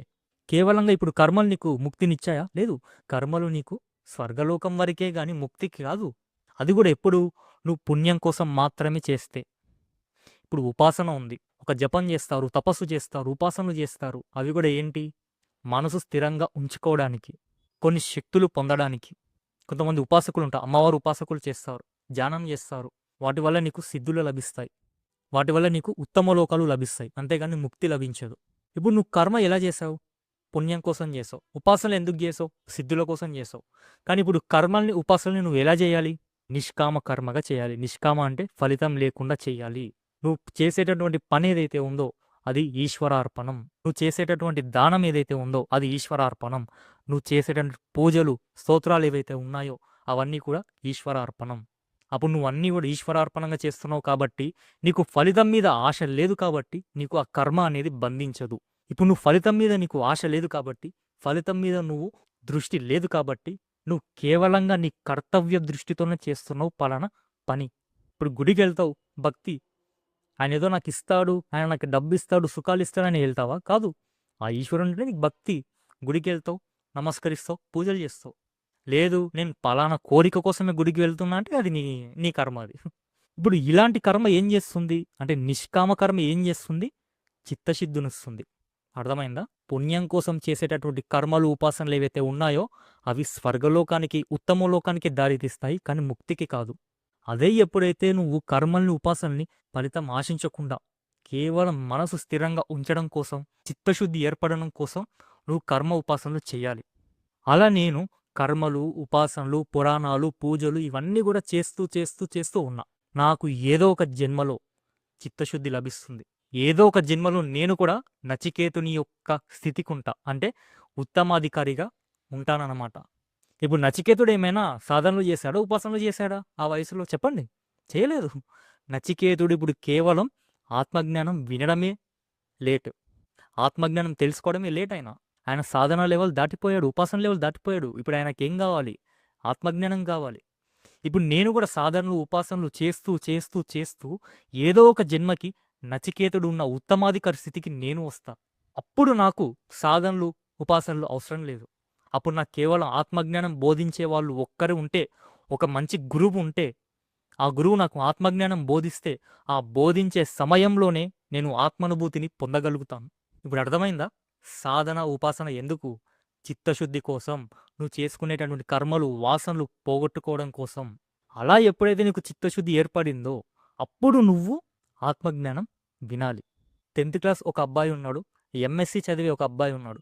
ఇప్పుడు 10th క్లాస్ అబ్బాయి దగ్గరికి వెళ్ళి నేనుండి, బాబు ఎంఎస్సి పుస్తకాలు ఇస్తాను, నాకు ఇవి చెప్తావా అంటే, ఏంటండి మీరు బుర్రేమనే పని చేస్తుందా? నేను 10th క్లాస్ అండి, నేను ఎంఎస్సి ఇంకా చదవలేదు, నాకు తెలియదు అవన్నీ అని అంటారా లేదా? ఇప్పుడు ఎంఎస్సి అబ్బాయి దగ్గరికి వెళ్ళి 10th క్లాస్ గురించి మాట్లాడితే 10th క్లాసా? అదే ఆ లెవెల్ నేను ఎప్పుడో దాటిపోయానండి. నా 10th క్లాస్ అయిపోయింది. ఇప్పుడు నేను ఎంఎస్సి స్టూడెంట్ నేను. 10th క్లాస్ ఇప్పుడు నాకు అవసరం లేదు. అయిపోయింది. ఆ లెవెల్ నాది అయిపోయింది అని అంటాడు. అవునా లేదా? 10th క్లాస్ ఎవడో కాదు, సాధన, ఉపాసన చేసేవాడు. అతనికి నువ్వు ఆత్మజ్ఞానం చెప్తే అర్థమవుతుందా? లేదు. ఎంఎస్సి అతనికి సాధన, ఉపాసన చెప్తే అవసరమా? కాదు. ఎంఎస్సి అతనికి ఏం చెప్పాలి? ఆత్మజ్ఞానం చెప్పాలి. ఇంకా నువ్వు ఎంఎస్సి అతని దగ్గరికి వెళ్ళి నువ్వు సాధన, ఉపాసన గురించి చెప్తే, ఒరే బాబు అవన్నీ నాకు అయిపోయినాయిరా, నేను అన్ని దాటిపోయిన అవన్నీ, ఇప్పుడు నాకు కావాల్సింది ఆత్మజ్ఞానం. ఇప్పుడు అర్థమైందా? సాధన, ఉపాసనలు ఏవైతే ఉన్నాయో అవి చిత్తశుద్ధి, ఏకాగ్రతని ఇస్తున్నాయి. ఆ చిత్తశుద్ధి, ఏకాగ్రతతో నువ్వేం చేయాలి? ఆత్మజ్ఞానం పొందాలి. అలా నువ్వు ఎప్పుడైతే చిత్తశుద్ధితో ఆత్మజ్ఞానం పొందుతున్నావో వింటున్నావో ఆ వినే సమయంలోనే నీకు ఆత్మానుభూతి అనేది కలుగుతుంది. ఆ జ్ఞానాన్ని నువ్వు గ్రహించగలుగుతావు. ఇప్పుడు మనం ఎందుకు గ్రహించలేకపోతున్నామండి? మీకు ఈశావాసోపనిషత్తు చెప్పాను, కేనోపనిషత్తు చెప్పాను, ప్రశ్నోపనిషత్తు చెప్పాను, దక్షిణామూర్తి స్తోత్రం కూడా చెప్పాను. ఇదంతా కూడా ఆత్మజ్ఞానమే. కానీ మీకు అనుభవంలోకి వచ్చిందా? రాలేదు. ఎందుకు? ఎందుకంటే మనకు చిత్తశుద్ధి లేదు. మనం ఇంకా అజ్ఞానులమే. మనకింకా సాధన లేదు, ఉపాసన లేదు, ఏమీ లేవు. కాబట్టి ఇటువంటి ఆత్మజ్ఞానం ఏదైతే ఉందో, మీరు స్టార్టింగ్ నుంచి నా వీడియోస్ వింటూ ఉన్నారు. కానీ మనకు అనుభవంలోకి రాలేదు. కాబట్టి నువ్వు ఇప్పుడు ఏం చేయాలి? సాధన చెయ్యి, ఉపాసన చెయ్యి. నీలో ఉన్న సత్వగుణాన్ని అలబరుచుకో, భక్తిని పెంపొందించుకో. అలా నీ మనసు ఎప్పుడైతే స్థిరంగా ఉంటుందో, అలా నీ మనసు ఎప్పుడైతే చిత్తశుద్ధిని పొందుతుందో, అప్పుడు నువ్వు ఆత్మజ్ఞానం తెలుసుకో. అద్వైత విషయంలో సాధన ఉపాసనలు ఏవైతే ఉన్నాయో అవి పనికిరావు. అంత మాత్రాన సాధన ఉపాసనకి ప్రాముఖ్యత లేదా అంటే కాదు, ఉంది. సాధనకి ఉపాసనకి ప్రాముఖ్యత ఉంది. దాని ఫలితం దానిదే, మేము కాదనని చెప్పము. కానీ అద్వైతంలో నువ్వు ఎప్పుడైతే అద్వైత లెవెల్కి వచ్చావో అప్పుడు నీకు సాధన ఉపాసనలు అవసరం లేదు. అప్పుడు కేవలం జ్ఞాన అనుభవం మాత్రమే ఉంటుంది. మీకు చెప్పాను, సిద్ధాంతం సాధన సిద్ధి కూడా 3 ఒకటే అని.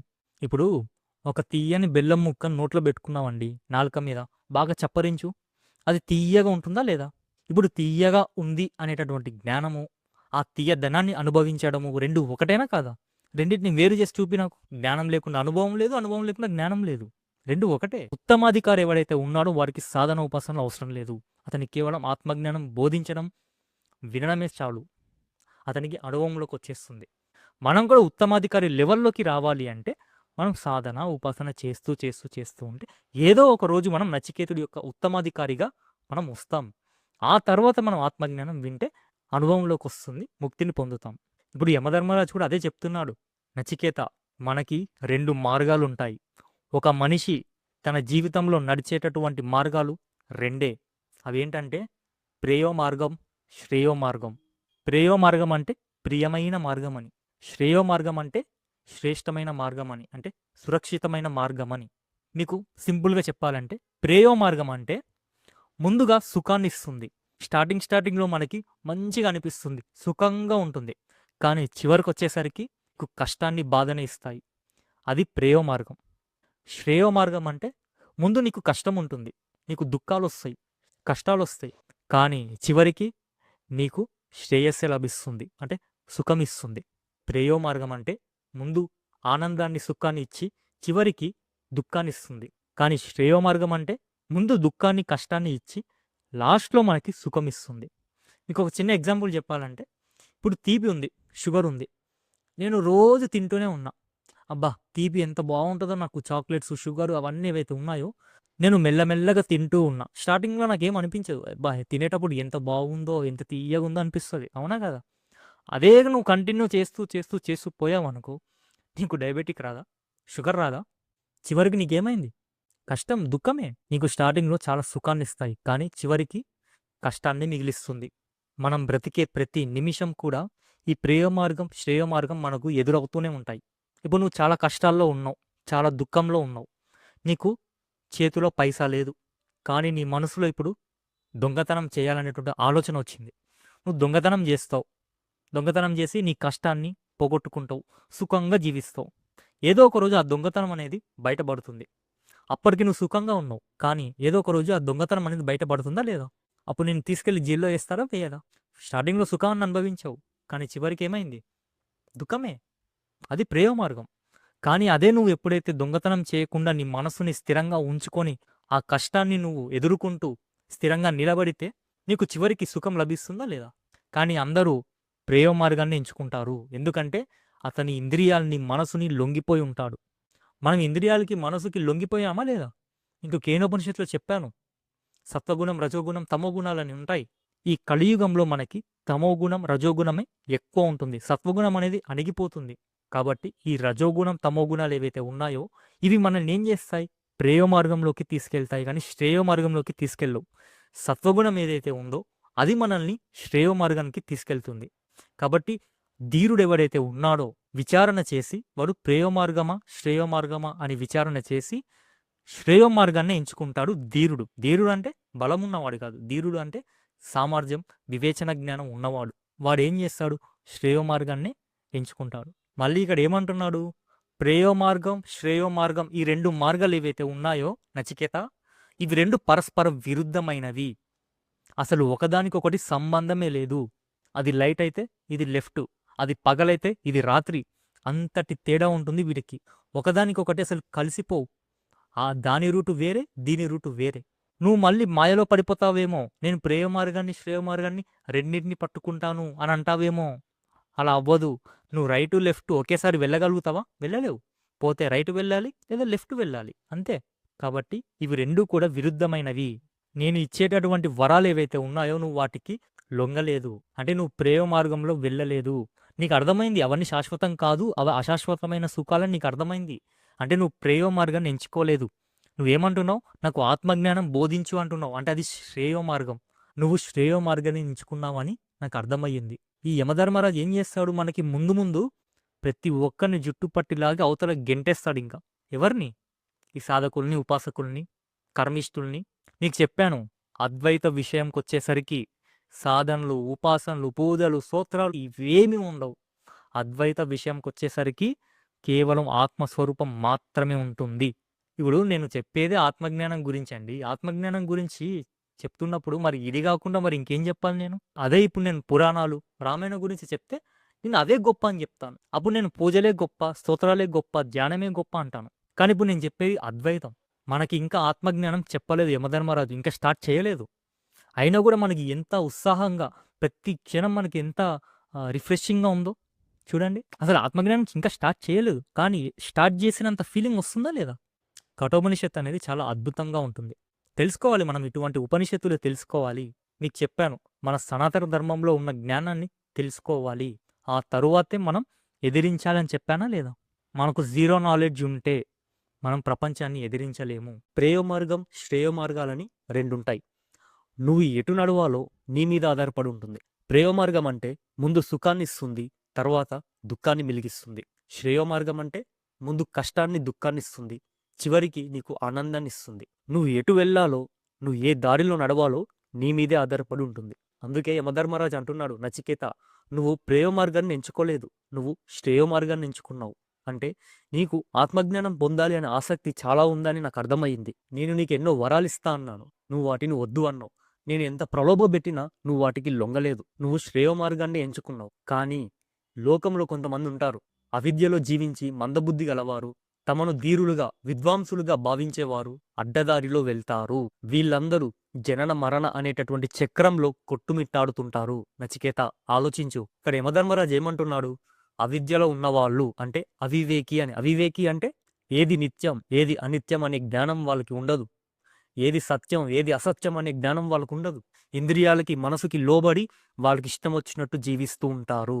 వీళ్ళని అవివేకి అని అంటారు. ఈ అవివేకులు ఎవరైతే ఉన్నారో వాళ్ళు ఈ జనన మరణ చక్రంలో కొట్టుమిట్టాడుతూనే ఉంటారు. నచికేత, కానీ నువ్వు వివేకవంతుడివి, నువ్వు శ్రేయో మార్గాన్ని ఎంచుకున్నావు. మన లోకంలో ఏమైపోయిందంటే, చాలా మంది ఎలా ఆలోచిస్తారంటే, ఇది నా జీవితం, నా ఇష్టం వచ్చినట్టు నేను జీవిస్తా, ప్రశ్నించడానికి నువ్వెవడు అని చాలామంది అంటూనే ఉంటారు.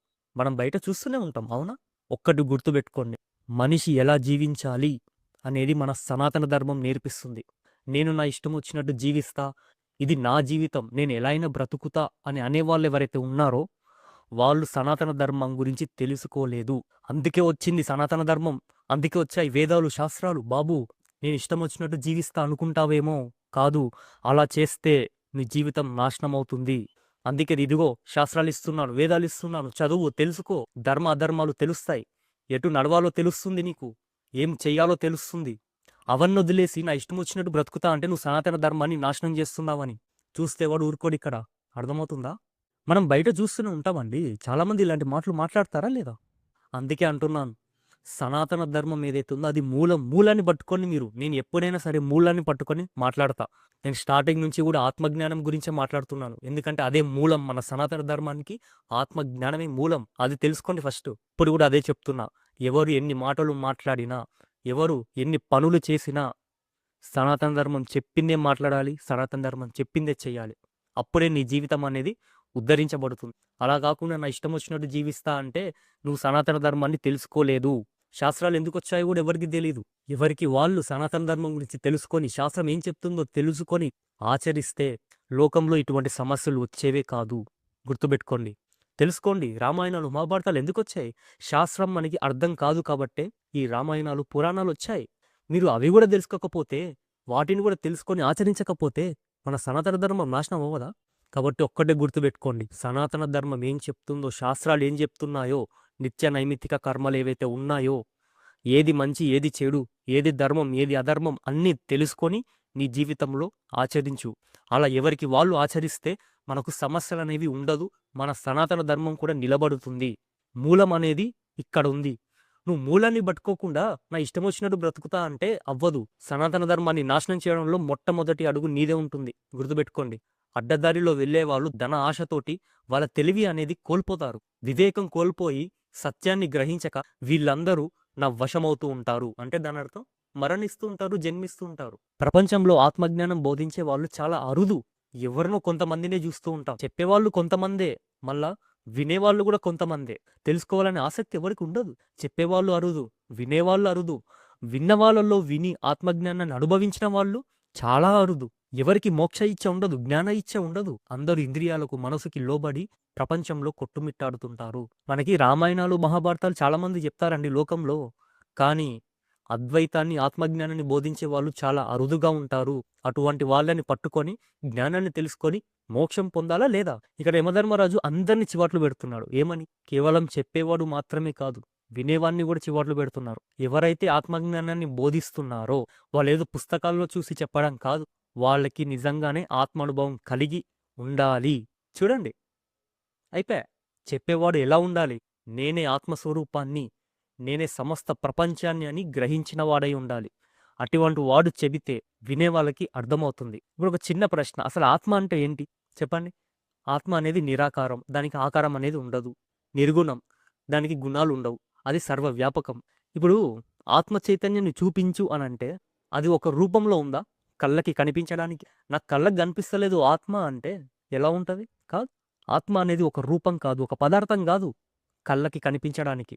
ఆత్మ అనేది శబ్దం కాదు చెవికి వినపడడానికి. ఆత్మ అనేది ఒక శబ్దం అయిందనుకో, నువ్వు చెవితో వినగలుగుతావు. కానీ అది శబ్దం కాదు. ఆత్మ అనేది ఒక వాసన కాదు, ముక్కుతో పీల్చడానికి, తెలుసుకోవడానికి. ఆత్మ అనేది రుచి కాదు, నాలుక మీద పెట్టుకొని చూడ్డానికి. ఇప్పుడు అర్థమైందా? ఇంద్రియ అగోచరం అంటే ఇంద్రియాలకి, మనసుకి అది అంట పట్టదు, తెలియదు అని అంటే అర్థమైందా ఇప్పుడు? ఎందుకంటే ఆత్మ అనేది ఒక రూపం కాదు, ఒక పదార్థం కాదు, ఒక వాసన కాదు, ఒక శబ్దం కాదు. అటువంటి ఆత్మను బోధించేవాడు ఎలా ఉండాలి? ఆత్మజ్ఞానం పొందుండాలి. ఇప్పుడు అర్థమైందా?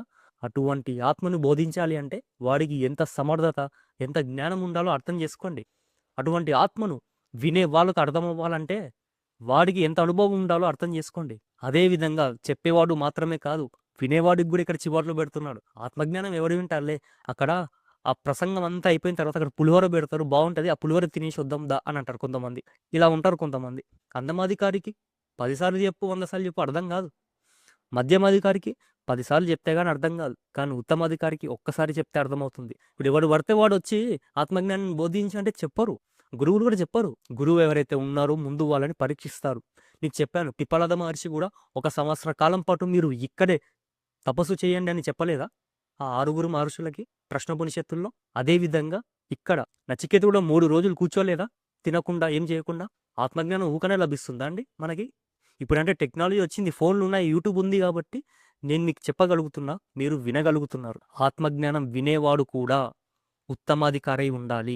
వాడికి జిజ్ఞాస కాదు, ముముక్షువుతో ఉండాలి. వాడు ఎప్పుడు ఆత్మ గురించి తపిస్తూ ఉండాలి. మోక్షం, జ్ఞానం తెలుసుకోవాలనే ఆసక్తి వాడికి నిరంతరం ఉంటూనే ఉండాలి. అటువంటి వాడు వచ్చి కూర్చోవాలండి గురువుల ముందల. ఏదో మెడలో ఐడి కార్డ్ వేసుకొని పలానా ఇన్స్టిట్యూట్ అది ఇది అని అంటూ ఉంటారు. ఎందుకు? లేదు, నీకు స్వేచ్ఛ లేదు. అద్వైతం అంటేనే స్వేచ్ఛ అండి, అర్థం చేసుకోండి. ఏదో మెడలో ఐడి కార్డ్ ధరించుకొని నేను పలానా మెంబర్షిప్ పొందాను అని అంటే అక్కడనే నువ్వు పరిమితం అయిపోయినావు. అర్థమైందా? నీకు స్వేచ్ఛ లేదు అక్కడ. కేవలం అద్వైతియే స్వేచ్ఛగా జీవించగలడు. వాడికి సమస్తము ఆత్మస్వరూపమే. అర్థమైందా? ఆత్మజ్ఞాని ఒక్కడే ప్రపంచంలో స్వేచ్ఛగా తిరగలుగుతాడు. ఎవ్వడికైనా సమాధానం ఇవ్వగలుగుతాడు. అందుకే కదండి శంకరాచార్యుల వాళ్ళు దేశమంతా తిరిగి అద్వైతాన్ని స్థాపించాడు. ఏమైనా పనిలేకనా అద్వైతాన్ని స్థాపించింది? ఆయన భక్తి మార్గము చెప్పాడు, కర్మ మార్గము చెప్పాడు, ఉపాసన మార్గము చెప్పాడు, మోక్ష మార్గం కూడా చెప్పాడు. అన్నిటిని ఎక్కడక్కడ విడదీసి మరీ చెప్పి మనకి జ్ఞానాన్ని అందించాడు. మనమేం చేస్తున్నాం? నా ఇష్టం వచ్చినా నేను బ్రతుకుతా, నా స్వేచ్ఛ, నా జీవితం నాది. నువ్వు నాశనం అవ్వడమే కాదు 10 మందిని నాశనం చేస్తున్నావు. గుర్తుపెట్టుకో. శాస్త్రాలు ఎందుకొచ్చాయి? నువ్వు ఇలా జీవించు అని చెప్పడానికి వచ్చాయి. అలా బ్రతికితే నీకు ఉత్తమ లోకాలు లభిస్తాయి. మెల్లమెల్లగా నువ్వు మోక్షాన్ని కూడా పొందగలుగుతావని ధైర్యాన్ని ఇచ్చాయి ఆ శాస్త్రాలు. వాటిని వదిలేసి నా ఇష్టం వచ్చినా నేను బ్రతుకుతా అంటే బ్రతుకు. కానీ సనాతన ధర్మం నాశనం అవుతుంటే చూస్తే ఎవ్వడు ఊరుకోడు. గుర్తుపెట్టుకోండి. 10 మంది కూర్చొని వింటున్నారు ఆత్మజ్ఞానాన్ని. 10 మందికి ఒకే అనుభవం కలుగుతుందా? ఈ ఆత్మజ్ఞానం ఏదైతే ఉందో గురువుల ద్వారానే నువ్వు తెలుసుకోవాలి. తర్కం వల్ల నువ్వు పొందలేవు. గొప్ప గురువు ఎవరైతే ఉన్నారో ఆ గురువు బోధిస్తే నువ్వు శ్రేష్టమైన జ్ఞానాన్ని పొందగలుగుతావు. చెప్పేవాళ్ళు మాత్రమే కాదు, వినేవాళ్ళకు కూడా ఆ అధికారం ఉండాలి. ఎవడు పడితే వాడు వచ్చి ఆత్మజ్ఞానం తెలుసుకుంటా చెప్పు అంటే చెప్పరు గురువులు కూడా. చెప్పేటటువంటి జ్ఞాన అనుభవం గురువుకి ఉండాలి. వినే వాళ్ళకు కూడా అధికారం ఉండాలి, అర్హత ఉండాలి. అందరినీ ఇక్కడ చివాట్లు పెడుతున్నాడు యమధర్మరాజు. ఇప్పుడు నచికేతుడు ఏంటి ఉత్తమాధికారి, అందుకే బోధిస్తున్నాడు ఆత్మజ్ఞానాన్ని. లేకపోతే ఎందుకు బోధిస్తాడు యమధర్మరాజు? నరకానికి ఎంతో మంది వచ్చారు, కానీ ఆత్మజ్ఞానాన్ని బోధించారు అందరికీ లేదు. నచికేతుడికే బోధిస్తున్నాడు. ఎందుకు? ఆయన ఉత్తమాధికారి, ఆయనకు ఆ ముముక్ష ఉంది. గురువుకి అటువంటి శిష్యుడు దొరకాలి, శిష్యుడికి కూడా అటువంటి గురువు దొరకాలి. ఇద్దరు కలుసుకుంటేనేనండి ఇక్కడ జ్ఞాన ఆవిర్భావం జరుగుతుంది. నా ప్రశ్న ఒకటే, అదేంటంటే ధర్మానికి అధర్మానికి విలక్షణంగా ఉండాలి, కార్యకారణ విలక్షణంగా ఉండాలి. మనం కార్యం కారణం గురించి మాట్లాడుకున్నాం. కార్యం అంటే జగత్తు. ఈ జగత్తుకి కారణం ఏంటి? ఆ పరబ్రహ్మ స్వరూపం. కార్యము కారణాలు రెండు కాకూడదు. మళ్ళీ కాలానికి అతీతంగా ఉన్నదేదో దాని గురించి చెప్పండి నాకు ఫస్ట్ అని అంటున్నాడు. కాలం అంటే ఏంటి? భూత వర్తమాన భవిష్యత్తు, ఈ 3 కాలాలకి అతీతంగా ఉన్న స్వరూపం ఏంటి? అది ధర్మము కాకూడదు, అధర్మము కాకూడదు. అయితే ధర్మము పోయింది, అధర్మము పోయింది. ధర్మ అధర్మాలను తీసుకెళ్ళి వెళ్ళి గంగలో పడేయండి అంటున్నాడు. ఇంకా డైరెక్ట్ మాట, ఇంకేం లేదు. ఇప్పుడు ధర్మం అంటే మనం మంచిగా, అధర్మం అంటే చెడుగా. ఇలా మంచి చెడు రెండు ఆలోచిస్తాం, అవునా? మనకి ఎప్పుడైనా రెండు ఉంటాయి. మంచి చెడు, పాపం పుణ్యం, దేవుడు దెయ్యం, ఇలా రెండు ఉంటాయి. ఇప్పుడు ఈ నచికేతుడు ఏమంటున్నాడు? ధర్మము కాకూడదు, అధర్మము కాకూడదు. ధర్మ అధర్మాలకి విలక్షణంగా ఏదైతే ఉందో అది చెప్పు నాకు అని అంటున్నాడు. ఇప్పుడు మనకి ఒక డౌట్ వస్తుంది, ధర్మం అంటే మంచే కదండి, భగవంతుడు ఎప్పుడు ధర్మం వైపే నిలబడతాడు కదా, ధర్మాన్ని మనం తీసుకోవచ్చు. ఈయన అధర్మాన్ని కూడా ఎందుకు కలిపాడు? అధర్మం అంటే చెడు, రాక్షసత్వం, అది పాపానికి నిలయం. అటువంటి దాన్ని మనం మంచి దానితో పోలిస్తే ఎలా అని మీకు ఒక డౌట్ రావచ్చు. ఇప్పుడు ధర్మంలోనూ ఆత్మస్వరూపం ఉంటుంది, అధర్మంలోనూ ఆత్మస్వరూపం ఉంటుంది. ఇప్పుడు అధర్మాన్ని విడిచిపెట్టి మనం కేవలం ధర్మాన్ని మాత్రమే ఆత్మస్వరూపంగా నిరూపిస్తే అది ధర్మం మేరకే పరిమితమైపోతుంది. ఆత్మస్వరూపం అంటే సర్వవ్యాపకమని పేర్కొన్నామా లేదా మనం ఈశావాసములో? మరి ఇప్పుడు అది అధర్మం కాదు, ధర్మమే అని మనం ఇప్పుడు అంటే మనం ఈశావాస ఉపనిషత్తులనే కాదు, భగవద్గీత, వేదాలు, శాస్త్రాన్ని అన్నిటినీ మనం తప్పుపడుతున్నాం. అవన్నీ తప్పు, మనమే కరెక్ట్ అంటున్నాం. అలా ఉంటుంది. ధర్మము అదే, అధర్మము అదే. భూత వర్తమాన భవిష్యత్తుల్లోనూ కూడా వ్యాపించి కాలానికి అతీతంగా ఉన్నది కూడా ఆత్మస్వరూపమే. టైం ఎగిరిపోయింది, స్పేస్ ఎగిరిపోయింది, మ్యాటర్ ఎగిరిపోయిందండి. బియాండ్ సైన్స్ గురించి మాట్లాడుతున్నాడు ఈ నచికేతుడు. ఇప్పుడు అర్థమైందా? సైన్స్ సైన్స్ సైన్స్ అనేవాడైతే అంటున్నాడో వాళ్ళందరికీ ఒక నమస్కారం. నువ్వు ఎంత సైన్స్ మాట్లాడినా ఏం చేసినా కూడా కనిపించే ఈ పంచభూతాల వరకే సైన్స్ అనేది పరిమితం. అంతకంటే నువ్వేమీ చేయలేవు సైన్స్ తోటి. ఆత్మజ్ఞానానికి మించినది మరేదీ లేదు. అటువంటి జ్ఞానాన్ని, అటువంటి ప్రశ్నని వేస్తున్నాడు. ధర్మ అధర్మాలకి విలక్షణంగా కార్యము కాకూడదు, కారణము కాకూడదు, కాలానికి అతీతంగా ఉండాలి, అటువంటి స్వరూపాన్ని నాకు చూపించు అని అంటున్నాడు. సరే, నువ్వు మంచి ప్రశ్నే వేశావు, చెప్తా విను. అన్ని వేదాలు, అన్ని శాస్త్రాలు ఏ లక్ష్యాన్నైతే ఉపదేశిస్తున్నాయో, దేనికోసం ఎన్ని తపస్సులు చేయబడుతున్నాయో ఆ లక్ష్యాన్ని పొందాల్సిన మంత్రాన్ని నేను చెప్తాను. అదే ఓం. చూడండి, యమధర్మరాజు ఓం అన్నాడు. ఓమే ఆత్మస్వరూపం అంటున్నాడు. అబ్బాబ్బా, ఎంత మాయలు దించేస్తున్నాడో చూడండి. మనం ఇదివరకే ఓం గురించి ప్రశ్నోపనిషత్తులో తెలుసుకున్నాం. ఇక్కడ మళ్ళీ మనకి ఓం గురించి చెప్తున్నాడు. ఇది మనకి ఏమర్థమవుతుందంటే ఓం అనేది ఆత్మస్వరూపమే అని యమధర్మరాజు నిర్దేశించాడు. అయిపోయింది. ఇంకా దీన్ని పట్టుకొని ఇంకా స్టార్ట్ చేస్తారు చూడండి ఇన్స్టిట్యూట్లు, సెంటర్లు. ఇంకా అందరూ కూర్చొని ఓం ఓం ఓం ఓం ఓం ఓం, ఇంక ఇదే జీవితాంతం, ఇంకేముండదు. ఆయన ఏ ఉద్దేశంతో చెప్పాడు ఓం అని ఎవ్వరికీ తెలీదు. మనకు 2 ఉపాసనలు ఉంటాయి, సగుణ ఉపాసన, నిర్గుణ ఉపాసన. సగుణ ఉపాసన అంటే ఒక రూపాన్ని పట్టుకొని, గుణాలతో ఉండేటటువంటి రూపాన్ని పట్టుకొని ధ్యానం చేయడం. నిర్గుణ ఉపాసన అంటే ఆకారాలు ఉండొద్దు, గుణాలు ఉండొద్దు. అటువంటి నిర్గుణ పరబ్రహ్మతత్వాన్ని ఉపాసన చేయడం. సగుణ ఉపాసన కంటే నిర్గుణ ఉపాసనే శ్రేష్టమైన మార్గం. ఇప్పుడు మనము ఈ ప్రపంచంలో ఏది చూసినా నామరూపాలే. అవునా? నామం, రూపం రెండే ఉంటాయి. ఫర్ ఎగ్జాంపుల్ ఒక బాల్ తీసుకుందాం. బాల్ అనేది నామం. ఆ రౌండ్‌గా ఉండడమే దాని యొక్క రూపం. నేను సూర్యుడు అన్నా. సూర్యుడు అనేది ఒక నామం. ఆ రౌండ్‌గా పెద్ద గోళంలా ఏదైతే ఉందో మండుతున్న గోళం అది రూపం. అర్థమైందా? కొండలు నామరూపాలు, సముద్రాలు నామరూపాలు, చెట్లు నామరూపాలు, సమస్త ప్రపంచం నామరూపాలే. ఇప్పుడు ఒక పుల్లారావు ఉన్నాడు. ఒక మనిషి ఉన్నాడు. పుల్లారావు అనే మనిషి. ఎప్పుడైతే నేను పుల్లారావు అని నామంతో పిలుస్తున్నానో అప్పుడే నాకు ఆ పుల్లారావు అనేటటువంటి మనిషి ఆయన ఒక రూపం కూడా నాకు గుర్తుకొస్తుందా రాదా? బాల్ ఏదైతే ఉందో ఆ బాల్ అనే శబ్దం, ఆ మాట అది నిజమైన బాలా? లేకపోతే నా కళ్ళ ముంద కనిపించేటటువంటి రూపం ఏదైతే ఉందో అది బాలా? నా కళ్ళ ముందల కనిపించేదే బాల్. మళ్ళీ ఈ నామం ఏంటి? ఈ శబ్దం ఏంటి? బాల్ గాదు. మనకి ఆలంబనం, ప్రతీక అని రెండుంటాయి. ఆలంబనాన్ని పట్టుకొని మనం ప్రతీకని గుర్తిస్తాం. ఆలంబనం అంటే ఏదో కాదు, నామాలు. బాల్ అనే ఆలంబనంతో నేనేం చేస్తా? ఆ గుండ్రంగా ఉండేటటువంటి బాల్ ఏదైతే ఉందో దాని యొక్క రూపం అది ప్రతీక. పుల్లారావు అన్న ఆ పుల్లారావు అనేటటువంటి ఆలంబనంతో నేనేం చేస్తున్నా? ఆయన యొక్క రూపాన్ని నాకు గుర్తొస్తుందా రాదా? అది ప్రతీక. కేవలం భౌతికంగా మాత్రమే కాదు. ఇప్పుడు దైవికంగా కూడా ఆలోచిద్దాం. రాముడు ఉన్నాడు, కృష్ణుడు ఉన్నాడు, శివుడు ఉన్నాడు. ఇప్పుడు నేను శివ అంటా. శివ అనే పదం శివుడా? లేకపోతే మెడలో పామును ధరించి, తల మీద చంద్రుని ధరించి, కాళ్ళ మీద కాలేసుకొని ఎక్కడో కైలాసంలో కూర్చున్నాడు చూడు, ఆయన శివుడా? చెప్పండి. నా మాట శివుడా? లేకపోతే ఎక్కడో అక్కడ కైలాసంలో కూర్చున్నవాడు శివుడా? కైలాసంలో ఉన్నవాడు శివుడు. మరి ఈ మాట ఏంటి? ఈ మాట ద్వారా నేనేం చేస్తున్నా? ప్రతీక అంటే అక్కడ కైలాసంలో ఉన్న శివుణ్ణి నేను గుర్తిస్తున్నా. అర్థమైందా? పట్టుకున్నారా నా పాయింట్? అదే విధంగా ఇక్కడ ఓం అంటున్నాడు. ఓం అంటే దాని అర్థం బాబు ఈ ఓం అనే శబ్దం ఏదైతే ఉందో ఇది ఆలంబనం. ఈ ఓం అనే ఆలంబనంతో నువ్వేం చేయాలి? ఆత్మస్వరూపాన్ని పట్టుకోవాలి అని అంటున్నాడు. అంతేగాని ఓమే ఆత్మస్వరూపం అని అనట్లేదు ఇక్కడ. ఓంకారంలో మనకి అకార, ఉకార, మకారాలు ఉంటాయి. అకారాన్ని జపం చేస్తే మనుష్యలోకాన్ని పొందుతాం.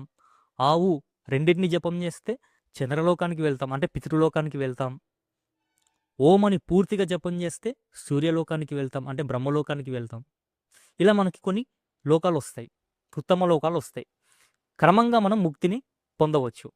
ఇప్పుడు మనకి శంకరాచార్యుల వారు జోక్యం చేసుకుంటారు. ఏమయ్యా యమధర్మరాజా, నువ్వు ఎంత ఆత్మజ్ఞాన్ని బోధిస్తున్నా ఎందుకు ఇంత ప్రలోభ పెడుతున్నావు మనుషుల్ని? నచికేతుడు అంటే కేవలం అక్కడ ఒక్కడే కాదు, మనందరం కూడా నచికేతులమే. మనందరి కోసం కూడా యమధర్మరాజు బోధిస్తున్నాడు. ఇప్పుడు నువ్వు వీళ్ళందరికీ ఓం అని చెప్తున్నావు కదయ్యా, ఎందుకు అలా చెప్తున్నావు? ఓమే భగవంతుడా? ఓమే ఆత్మస్వరూపమా? నేనెవరనుకున్నానో తెలుసా? నేనే ఆ కైలాస పరమేశ్వరుణ్ణి. నేనే భూమి మీదకి వచ్చి అద్వైతాన్ని స్థాపించాను. నా దగ్గర సాగవు నీ ఆటలు. ఓమే పరమాత్మనా? ఎందుకలా చెప్తున్నావు నచికేతుడికి? నువ్వు నచికేతుడికి మోసం చేసినట్టు నన్ను మోసం చేయలేవు. గుర్తుపెట్టుకో. అయ్యా నమస్కారం. నేను ఆ విధంగా చెప్పలేదు. మనకు లోకంలో మందాధికారి, మధ్యమాధికారి, ఉత్తమాధికారి అని ముగ్గురుంటారు.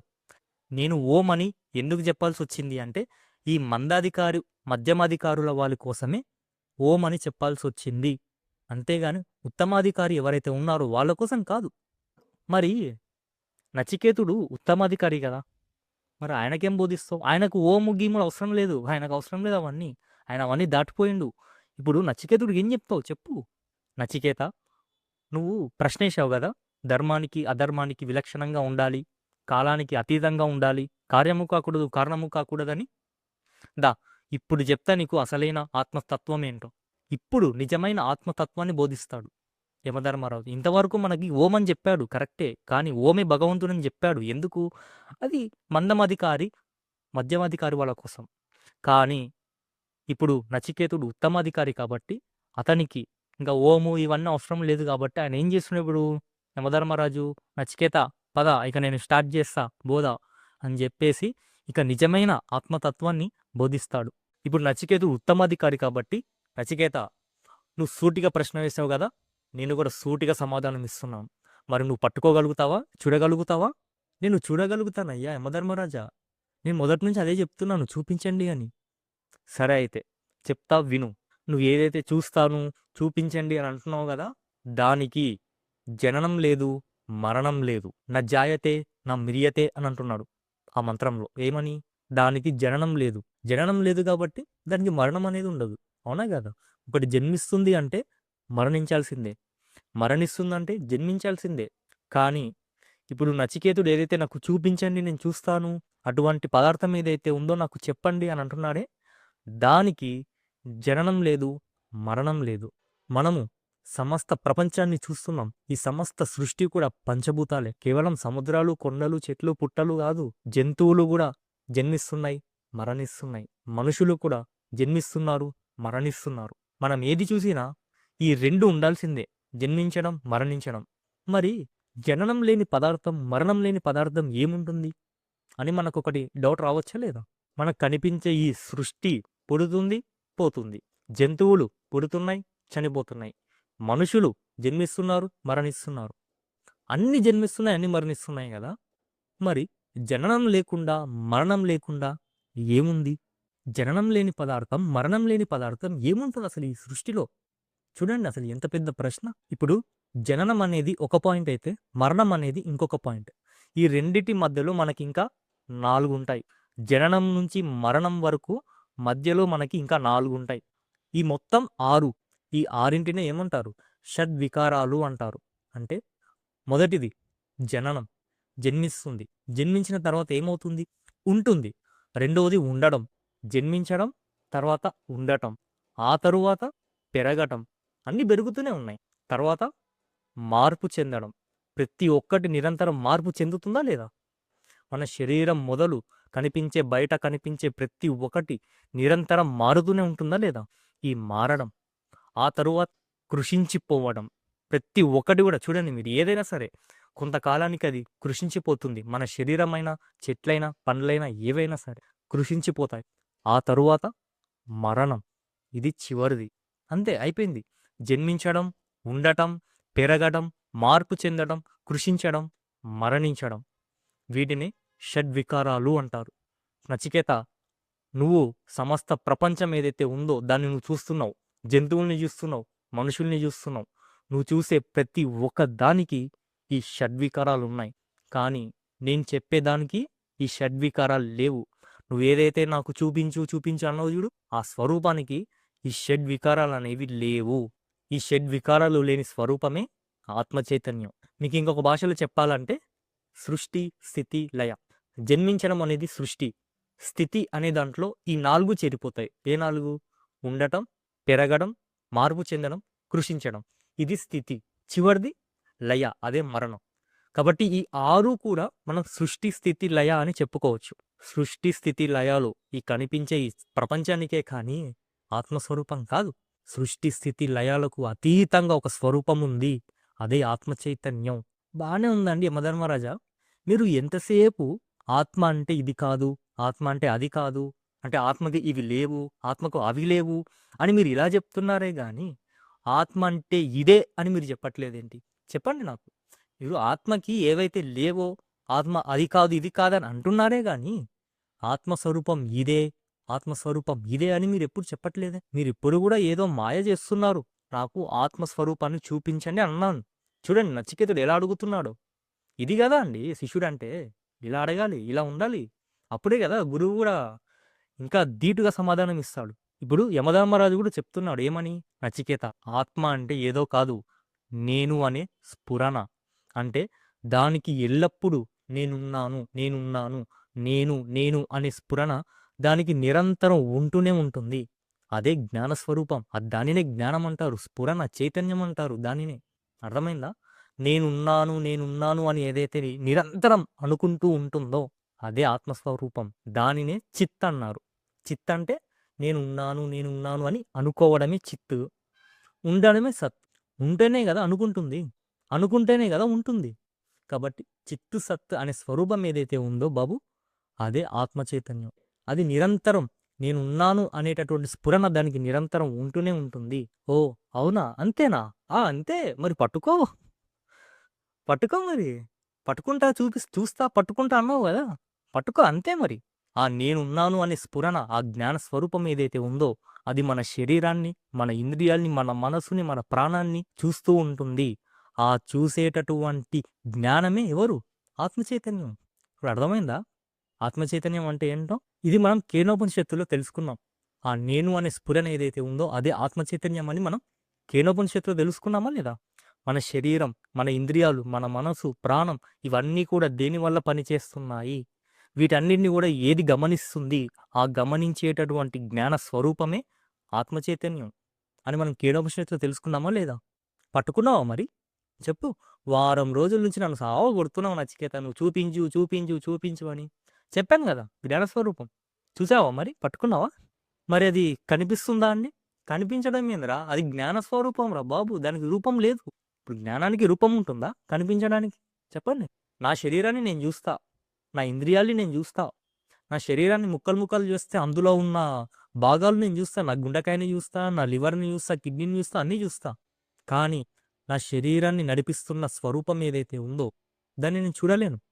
నాకు ఎంతవరకు ఈ శరీరమే కనిపిస్తుంది గానీ, నా జ్ఞానం కనిపించదే. ఇప్పుడు నా లోపల జ్ఞానం ఉందా? ఆ జ్ఞానం నాకు కనిపిస్తుందా? కనిపించదు. జ్ఞానానికి రూపం లేదురా బాబు. అది జ్ఞాన స్వరూపం. దానికి రూపం ఎందుకుంటుంది? అలాగే పక్కనోడి శరీరంలో అంతే. పక్కనోడి జ్ఞానం నీకు కనిపిస్తుందా? నీకు ఎంతసేపు ఆ పక్కనోడి శరీరమే కనిపిస్తుంది గానీ, వాని ముక్కు, వాని చెవులు, వాని కళ్ళు అవే కనిపిస్తాయి గానీ, వాడి జ్ఞానం నీకు కనిపిస్తుందా? కనిపించదు. జంతువులో ఉన్న జ్ఞానం నీకు కనిపిస్తుందా? కనిపించదు. అది జ్ఞానం రా. దానికి రూపం లేదు. అది ఎందుకు కనిపిస్తుంది? అలాగే నీ మనసు ఆలోచిస్తుంది. ఒక ఆలోచన వస్తుంది, ఒక ఆలోచన పోతుందని చెప్పడానికి నీ జ్ఞానం ఉండాలా లేదా? ఆ జ్ఞానం ఏం చేస్తుంది? మనసులో వచ్చేటువంటి ఆలోచనలు గమనిస్తుందా లేదా? ఆ జ్ఞానం కనిపించదురా. అది జ్ఞాన స్వరూపం. దానికి రూపం లేదు. అదిగో ఆ జ్ఞానం ఏదైతే ఉందో దానికి జననం లేదు, మరణం లేదు. అది జనన మరణాలకి అతీతంగా ఉంది. దానికి జననం లేదు, మరణం లేదు. ఆ జ్ఞానం ఏం చేస్తుంది? నీ ఇంద్రియాల్ని, నీ మనసుని, నీ ప్రాణాన్ని చూస్తుందే గాని, చూసేటటువంటి జ్ఞానానికి మరణం లేదు, జననం లేదు. అర్థమైందా? పట్టుకున్నారా? జన్మించడం, ఉండడం, పెరగడం, మార్పు చెందడం, మరణించడం.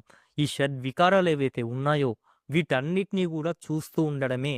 ఆ చూసేటటువంటి జ్ఞానమే ఆత్మ చైతన్యం. అర్థమైందా? ఆత్మ చైతన్యం అంటే ఏంటో? ఆ జ్ఞానానికి జననం లేదు, మరణం లేదు. మన శరీరము చెలిస్తుంది. మన ప్రాణము కూడా చెలిస్తుంది. అంటే బయటికి, లోపలికి ఎప్పుడు నిరంతరం చెలిస్తూనే ఉంటుందా లేదా? మన మనసు కూడా ఆలోచిస్తూ ఉంటుంది. అంటే ఎప్పుడు నిరంతరం చెలిస్తూనే ఉంటుంది. చలించేటటువంటి వీటిల్లో చేరి, అది చలించకుండా వీటన్నిటిని గమనిస్తూ ఉంటుంది. దానికి చలనం అనేది లేదు.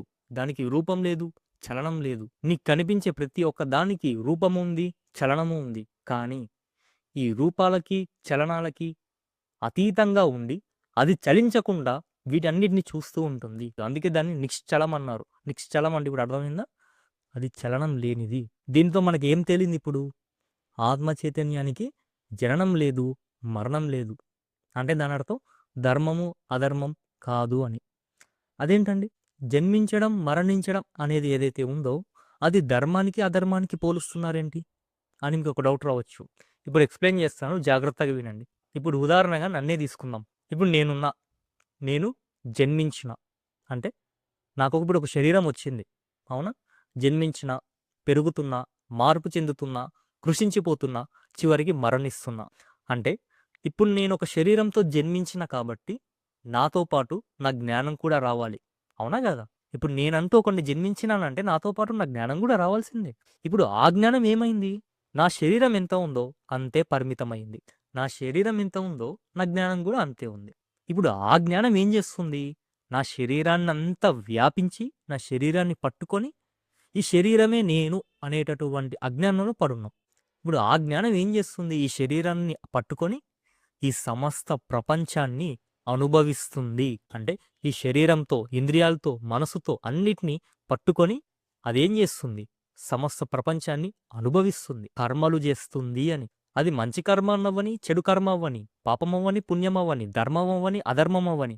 ఇప్పుడు నేను చెప్పేది ఒక కర్మ చేస్తుంది. కర్మలంతా చేసుకున్నాం. నేను పాపం చేసినా, నేను పుణ్యం చేసినా బానే ఉంది. నాకొక 100 ఏళ్ళు అయిన తర్వాత నేను చనిపోతా, మరణిస్తా. మరణించిన తరువాత నాతో పాటు ఈ జ్ఞానం కూడా మరణించాలి గదా! చెప్పండి. ఇప్పుడు నేను ఎప్పుడైతే నా శరీరంతో పాటు నా జ్ఞానం గూడా వచ్చింది అని ఎప్పుడైతే అన్నానో, నా శరీరం మరణిస్తే నా జ్ఞానం గూడా మరణించాలి గదా! చెప్పండి. నా జ్ఞానం గూడా మరణించాలి. మరి నీ జ్ఞానం మరణిస్తే బాబు నువ్వు చేసిన కర్మలు పాపం పుణ్యం ఎవడు అనుభవిస్తాడు? కాబట్టి ఇక్కడ మనకు అర్థమైందా లేదా? మన మన శరీరం నశించకుండా ఒక పదార్థం ఉంది అని. అంటే ఇప్పుడు ఆ పాపము పుణ్యము అనుభవించాలన్నా కూడా మనం బ్రతికే ఉండాలి. అర్థమైందా? ఇప్పుడు ఆ పాపం అనుభవించాలన్నా పుణ్యం అనుభవించాలన్నా మనం బ్రతికే ఉండాలి. అంటే మన శరీరం మరణించినా మనం బ్రతికే ఉంటాము అని అర్థమవుతుందా లేదా? ఇప్పుడు ఆ పాపాన్ని పుణ్యాన్ని అనుభవించడానికి నేనేంటి స్వర్గానికి వెళ్తా, నరకానికి వెళ్తా. అక్కడ పాపాలకి పుణ్యాలకి సుఖమో దుఃఖమో అనుభవించి మళ్ళీ ఆ జ్ఞానం ఏం చేస్తుంది? ఇంకో జన్మ ఎత్తుతుంది. అంటే ఇంకో శరీరాన్ని ధరిస్తుంది. సరే అండి, మీరు ఇందాక ఒకటి అన్నారు. ఏమని?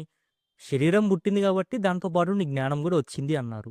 శరీరం మరణించింది కాబట్టి దాంతో పాటు జ్ఞానం కూడా మరణించింది అనుకోవచ్చు కదా. స్వర్గం నరకం నువ్వేమన్నా చూసావా? నేనేమన్నా చూసానా? చూడలేదే. నేను నరకాన్ని చూడలేదు, స్వర్గం చూడలేదు, యముణ్ణి చూడలేదు, అసలు ఎవరిని చూడలేదు. నేను నమ్మను. శరీరం నశించింది కాబట్టి వానితో పాటు వాని జ్ఞానం కూడా నశించిందని అనుకుందాం. పోయేదేముంది? అబ్బా, ఎంత మంచిగా ఉందో, ఎంత హాయిగా ఉందో. అంటే ఇప్పుడు మనం పాపాలు పుణ్యాలు అనుభవించొద్దు, అలా మంచిగా తప్పించుకోవచ్చు మనం. అవునా? సరే బాబు, నువ్వు అంటున్నావు కదా మన శరీరంతో పాటు మన జ్ఞానం కూడా నశించిపోతుందేమో అనుకోవచ్చు అని అంటున్నావు కదా. సరే, నాకు ఒకటి చెప్పు. ఇప్పుడు దారిన ఒక కుక్క పోతుంది. ఆ కుక్కని నేను చూసి నేనేమనుకున్నా? అరే, ఈ కుక్క ఇక్కడ నుంచి ఇటు పోతుంది కదా, ఆ కుక్క ఏదైతే ఉందో అది ఆ కుక్కగా నేను జన్మించాలి అని అనుకొని పుట్టిందా? చెప్పు, దీనికి సమాధానం చెప్పు నాకు. ఆ కుక్క ఏదైతే దారిన పోతుందో, వీధి కుక్క, జన్మించేటప్పుడే నేను కుక్కగా జన్మించాలి అని అనుకొని పుడుతుందా? చెప్పు. పలానా పంది పోతుంది దారిలో, నేను పందిగానే పుట్టాలి అని అనుకొని అది పందిగా జన్మిస్తుందా? చెప్పు. ఇప్పుడు నేనే ఉన్నా, నేను ఈ రూపంలో పుట్టా, నేను ఈ రూపంలోనే పుట్టాలి, పలానా ఏరియాలోనే పుట్టాలి, పలానా తల్లిదండ్రులకే పుట్టాలి అని నేను అనుకొని పుడతానా? చెప్పండి. లేదు. అది కుక్కగా జన్మించాలి అని అది అనుకొని జన్మించదు. అది పందిగా పుట్టాలి అని అది అనుకొని జన్మించదు. నేను మనిషిగానే పుట్టాలి, పలానా ఇంట్లోనే పుట్టాలి, పలానా హైదరాబాద్లోనే పుట్టాలి అని నేనేమి అనుకొని జన్మించను. అర్థమైందా? ఇప్పుడు అది పందిగా, కుక్కగా, నక్కగా పుడుతుంది. నువ్వు ఒక శరీరాన్ని ధరుస్తున్నావు, నువ్వు ఇంకో శరీరాన్ని పుడుతున్నావు అంటే దాని అర్థం ఏంటి? నువ్వు చేసిన కర్మబంధాలు, నువ్వు చేసిన పాపం పుణ్యాలే అవి నిన్ను ఇక్కడికి తీసుకొచ్చాయి, నిన్ను ఈ శరీరాల్లోకి తీసుకొచ్చాయి. మనం ఈశావాస్యంలో తెలుసుకోలేదా? అసూర్యానామతే లోక అందేన తమసావృత. అంటే ఏంటి? ఎవడైతే వాడు తమ ఆత్మను గుర్తించలేదో వాడు ఇటువంటి శరీరాలు ధరిస్తాడు అని తెలుసుకోలేదా మనం? చెప్పు. ఎవడైతే ఉన్నది ఒకటే జిందగీ, ఒకటే జన్మ, సంతోషంగా జీవించు, ఇష్టం వచ్చినట్టు బ్రతుకు అని అంటూ ఉంటాడు వేరేవాళ్ళు. కొంతమంది ఉంటారు. ప్రపంచంలో ఏది తనకు తానుగా స్వేచ్ఛగా జన్మించదు, గుర్తుపెట్టుకోండి. అలా జన్మిస్తుంది అంటే అది ఆ పరమాత్మ స్వరూపం మాత్రమే. అలా అవతారాలు ధరిస్తాడు, ఎందుకంటే ఆయన ఆత్మస్వరూపుడు అని తనకు తెలుసు, ఆయన సర్వవ్యాపకమైన జ్ఞానం. కాబట్టి ఇప్పుడు అర్థమైందా? కర్మ సిద్ధాంతం ఉంది అని. మన సనాతన ధర్మానికి కర్మ సిద్ధాంతమే ప్రాణప్రదం, గుర్తుపెట్టుకోండి. కాబట్టి ఉన్నది ఒకటే లైఫ్, ఉన్నది ఒకటే జిందగీ అనే మాయ మాటలు వినొద్దు. ఆత్మజ్ఞానం అంటే ఆషామాష అనుకుంటున్నారా అండి? కొన్ని కోట్ల జన్మలెత్తాలి ఆత్మజ్ఞానాన్ని పొందాలంటే. సాధ్యం కాదు. భాగవతం వినండి, తెలుస్తుంది. అజామిలోపాఖ్యానం వినండి, తెలుస్తుంది ఆత్మజ్ఞానం ఎంత కఠినమో. ఆయన బ్రహ్మజ్ఞానానికి ఒక్క అడుగు దూరంలో బ్రహ్మజ్ఞానాన్ని కోల్పోయాడు కామం వల్ల. కాబట్టి ఏదో శరీరం ఉంది కదా, అనుభవించేద్దాం, ఇష్టం వచ్చినట్టు బ్రతికేద్దాం అని ఎప్పుడు అనుకోవద్దు. అది మీ పతనానికి కారణమవుతుంది, గుర్తుపెట్టుకోండి. సరే, ఇప్పుడు టాపిక్లోకి వచ్చేద్దాం. ఇప్పుడు నేనేం చేశా? పుట్టా, నాతో పాటు నా శరీరం వచ్చింది, కర్మలు చేశా. ఆ కర్మలు అనుభవించాలంటే నా శరీరం నశించినా నేను బ్రతికే ఉండాలి. కాబట్టి నా జ్ఞానం ఏమైతే ఉందో అది స్వర్గానికో నరకానికో వెళ్ళాలి.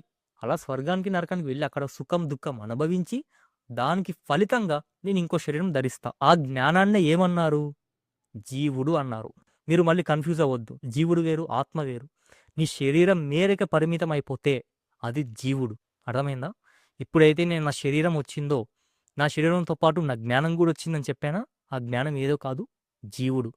ఆ జీవుడే కర్మలు చేస్తున్నాడు, ఆ జీవుడే సుఖం అనుభవిస్తున్నాడు, ఆ జీవుడే దుఃఖం అనుభవిస్తున్నాడు, ఆ జీవుడే మరణిస్తున్నాడు, స్వర్గానికి నరకానికి వెళ్తున్నాడు, మళ్ళీ జన్మిస్తున్నాడు. ఇప్పుడు నచికేతుడు అడిగేది ఆత్మస్వరూపం గురించి కదా. అందుకే యమధర్మరాజు అంటున్నాడు ఏమని? బాబు, ఆత్మస్వరూపానికి జననం లేదు, మరణం లేదు. అంతేగాని జీవుడికి జననం ఉంది, మరణాలు ఉన్నాయి. నువ్వు ఎప్పుడైతే అజ్ఞానంలో ఉన్నావో, అజ్ఞానం అంటే నువ్వు శరీరం మేరకే పరిమితం అయిపోయి ఈ శరీరమే నేను అని అనుకుంటున్నాను చూడు, అది జీవుడు. ఆ జీవుడు ఉన్నంత కాలం కర్మలు ఉన్నాయి, ఆ జీవుడు ఉన్నంతకాలం స్వర్గము ఉంది, నరకాలు ఉన్నాయి, యముడు ఉన్నాడు, యమలోకం ఉంది, అన్నీ ఉన్నాయి. జీవుడు కాకుండా సర్వవ్యాపకమైన ఆత్మస్వరూపం ఏదైతే ఉందో దానికి జననం లేదు, మరణం లేదు. అది ఎవరైతే తెలుసుకున్నాడో వానికి ఏమీ లేవు. కేవలం ఆత్మస్వరూపం మాత్రమే ఉంటుంది. ఇప్పుడు అర్థమైందా? ఇప్పుడు ధర్మము, అధర్మము ఎగిరిపోయినాయి అంటే దాని ఉద్దేశం నువ్వు జీవుడి పరంగా నేను చెప్పట్లేదు, ఆత్మస్వరూపంగా చెప్తున్నాను. జీవుడి పరంగా చెప్తే ధర్మము ఉంది, అధర్మము ఉంది, పాపము ఉంది, పుణ్యము ఉంది. కానీ ఆత్మ లెవెల్‌లో జెప్తే, సర్వవ్యాపకమైన జ్ఞాన స్వరూపంగా జెప్తే, ధర్మము లేదు, అధర్మము లేదు. దానికి ధర్మాధర్మాలు లేవు. కాబట్టి ఇప్పుడు నచికేతుడు అడిగిన ప్రశ్నకి జవాబు వచ్చేసిందా? వచ్చేసింది. తర్వాత రెండోదేమంటున్నాడు? కార్యకారణం కాకూడదు అంటున్నాడు. అది ఎక్కడి నుంచో రాలేదు. అదేదో కాదు. కాబట్టి అది ఎక్కడి నుంచో వచ్చింది అని అన్నామంటే కారణం ఉంది అని. కాబట్టి అది ఎక్కడి నుంచి రాలేదు కాబట్టి కారణం లేదు. అది ఏది కాదు అంటే కార్యం కాదు. నెక్స్ట్ మూడవదేంటిది? కాలానికి అతీతంగా ఉండాలి అంటున్నాడు. అసలు జన్మించనే లేదు కాబట్టి దానికి కాలమే లేదు. జననం మరణాలు లేనప్పుడు ఇంక కాలం ఎక్కడుంటుందని? జన్మిస్తుంది అంటే టైం స్టార్ట్ అవుతుంది. అవునా? జనమే లేదు కాబట్టి ఇంక టైమే లేదు, కాలమే లేదు. అంటే ఇప్పుడు దాని అర్థం ఏంటి? అది భూతకాలం, వర్తమాన కాలం, భవిష్యత్ కాలం సర్వము వ్యాపించి ఉంది కాబట్టి అది భూతకాలంలోనూ ఉంటుంది, వర్తమానంలో ఉంటుంది, భవిష్యత్తులోనూ ఉంటుంది. 3 కాలాల్లోనూ ఉంటుంది. చాలామందికి భూతకాలం తెలుస్తూ ఉంటుంది. గతంలో ఏం జరిగాయో తెలుస్తాయి. భవిష్యత్తులో ఏం జరగబోతుందో తెలుస్తుంది. ఎందుకు? ఎందుకంటే వాడి జ్ఞానం వ్యాపించింది. కాబట్టి వాడి జ్ఞానం ఏమైంది? సర్వవ్యాపకమైంది కాబట్టి వాడికి అన్నీ తెలుస్తాయి. అలా వాడి జ్ఞానం ఎప్పుడైతే సర్వవ్యాపకం అయిపోయిందో వాడు కాలానికి అతీతంగా ఉండగలడు. వాడికి అన్నీ తెలిసిపోతాయి. కాబట్టి నచికేత పట్టుకున్నావా మరి? ఆ జ్ఞాన స్వరూపమే ఆత్మ చైతన్యం. చూసారా? నచికేతుడు ఏ ప్రశ్న వేశాడో అదే విధంగా యమధర్మరాజు సమాధానం ఇచ్చాడు. సరే అండి, మీరు బానే చెప్పారు. ఆ నేను అనే స్ఫురణ ఏదైతే ఉందో అదే ఆత్మ చైతన్యమా? అవును, అదే ఆత్మ చైతన్యం. అది నాలోనూ ఉంది, మీలోనూ ఉంది. అవును, అది అందరిలోనూ ఉంది. ఇప్పుడు ఆ నేను అనే స్ఫురణ ఏదైతే ఉందో అది నేను ఎల్లప్పుడూ అనుకుంటూనే ఉన్నాను కదా. అంటే ఇప్పుడు నాకు అది అనుభవంలోకే ఉంది కదా? లేదు, ఆ మాట అనొద్దు. ఆ జ్ఞాన స్వరూపం ఏదైతే ఉందో అది నాలో ఉంది కదా, నాకు తెలుస్తుంది కదా. మరి అనుభవంలోకి లేదు అంటావేంటి? ఓ అవునా? సరే, నాకు ఒకటి చెప్పు. ఒక కర్రని తీసుకొచ్చి నీ కాళ్ళ మీద కొడతా, గట్టిగా కొడతా. అప్పుడు నీ కాళ్ళకి గాయం అవుతుంది. ఆ గాయం వల్ల నీకు నొప్పి కలుగుతుందా లేదా?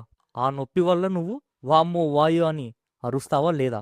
ఇప్పుడు ఆ కర్ర తీసుకొచ్చి నీ శరీరాన్ని కొట్టినా నీకు గాయం అయింది, నొప్పి కలిగింది, వామ్మో వాయు అని అరుస్తున్నావు. ఎందుకు అరుస్తున్నావు? నేను కొట్టింది నీ శరీరాన్ని కదా. అదేదో నీకే కొట్టినట్టు ఎందుకు అనుకుంటున్నావు మరి నువ్వు? చెప్పు. నిన్నే కొట్టినట్టు నువ్వు ఎందుకు అనుకుంటున్నావు? నేను కొట్టింది నీ శరీరాన్ని కదా. నువ్వే అన్నావు కదా, నాకు ఆ నేను అనే స్ఫురణ నాకుంది, ఆ జ్ఞాన స్వరూపం నాకు అనుభవంలోనే ఉంది అని అంటున్నావు కదా. మరి నేను కొట్టింది నీ శరీరాన్ని, గాయం కలిగింది శరీరానికి, నొప్పి అయ్యింది శరీరానికైతే నిన్ను కొట్టినా అని ఎందుకు అనుకుంటున్నావు? వామ్మో వాయు అని నువ్వెందుకు అరుస్తున్నావు? చెప్పు. అదేదో నీ జ్ఞాన స్వరూపానికి తగిలినట్టు నేను నేను ఆ జ్ఞాన స్వరూపాన్ని నేనే అని నువ్వు అంటున్నావు కదా. అది నాకు అనుభవంలోకి ఉంది అంటున్నావు కదా. ఆ నేను అనే స్ఫురణ ఏదైతే ఉందో ఆ జ్ఞాన స్వరూపం, నువ్వు దాన్ని నీ శరీరానికి వేరుగా చూస్తున్నావా? లేకపోతే శరీరమే నేను అని చూస్తున్నావా? చెప్పు, ఎలా చూస్తున్నావు నువ్వు? నీ శరీరానికి వేరుగా చూస్తే కొట్టింది నా శరీరాన్నేరా నువ్వు, నన్ను కాదు అని నువ్వు దర్జాగా అనగలుగుతావు. కానీ నేనే శరీరాన్ని అని నువ్వు చూస్తే శరీరానికి తగిలిన నొప్పి, శరీరానికి తగిలిన గాయాలు అవన్నీ కూడా నీకే ఆరోపిస్తున్నావు. అంటే నీకే కలిగాయని అజ్ఞానంలో ఉన్నావు. ఇప్పుడు అర్థమైందా? నువ్వు నేను నేను అనే స్ఫురణ నాకుంది, అనుభవంలోకి ఉంది అని అంటున్నావు కదా. అది ఎక్కడ ఉంది, ఎలా ఉంది? నీ శరీరం మేరకే పరిమితం అయిపోయింది. కేవలం శరీరం మేరకే పరిమితం కాదు, శరీరమే నేను అని అనుకుంటున్నావు. అంతకంటే అజ్ఞానం ఇంకేం లేదు. నీ శరీరాన్ని కొట్టినా గాయమయ్యింది నా శరీరానికే కానీ నాకు కాదు అని నువ్వు అనగలుగుతావా? అనలేం. ఆ నేను అనే స్ఫురణ, ఆ జ్ఞానం ఏదైతే ఉందో అదే ఆత్మచైతన్యం. నేను ఒప్పుకుంటా, యాక్సెప్ట్ చేస్తా 100%. కానీ ఆ నేను అనేది ఎక్కడైతే ఉందో అది నువ్వు ఎలా చూస్తున్నావు? నీ శరీరానికి వేరుగా చూస్తున్నావా? శరీరమే అని చూస్తున్నావా?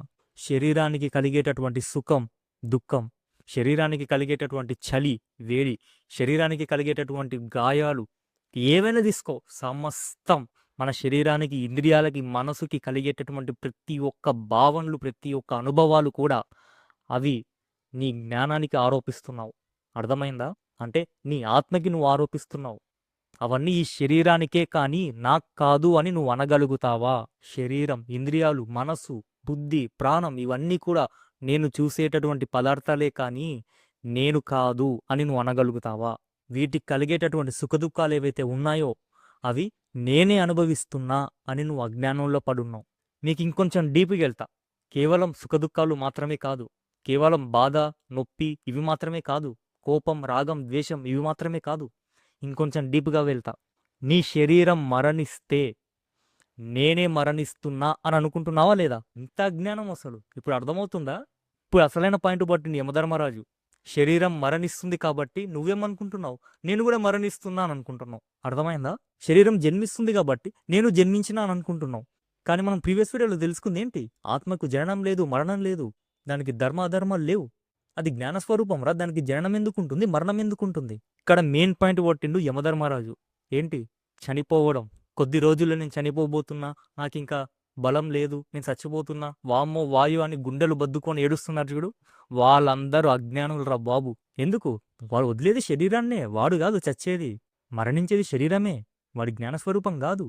అది వాడికి తెలీదు, ఎందుకంటే వాడే శరీరం అనుకుంటున్నాడు కాబట్టి. అంత అజ్ఞానం, శరీరంతోటి అంత తాదాత్మ్యం చెందాము మనము. మనకు సమస్య ఎక్కడుందో చెప్తున్నాడండి యమధర్మరాజు. ఆలోచించండి, సమస్య ఎక్కడుందో చెప్తున్నాడు.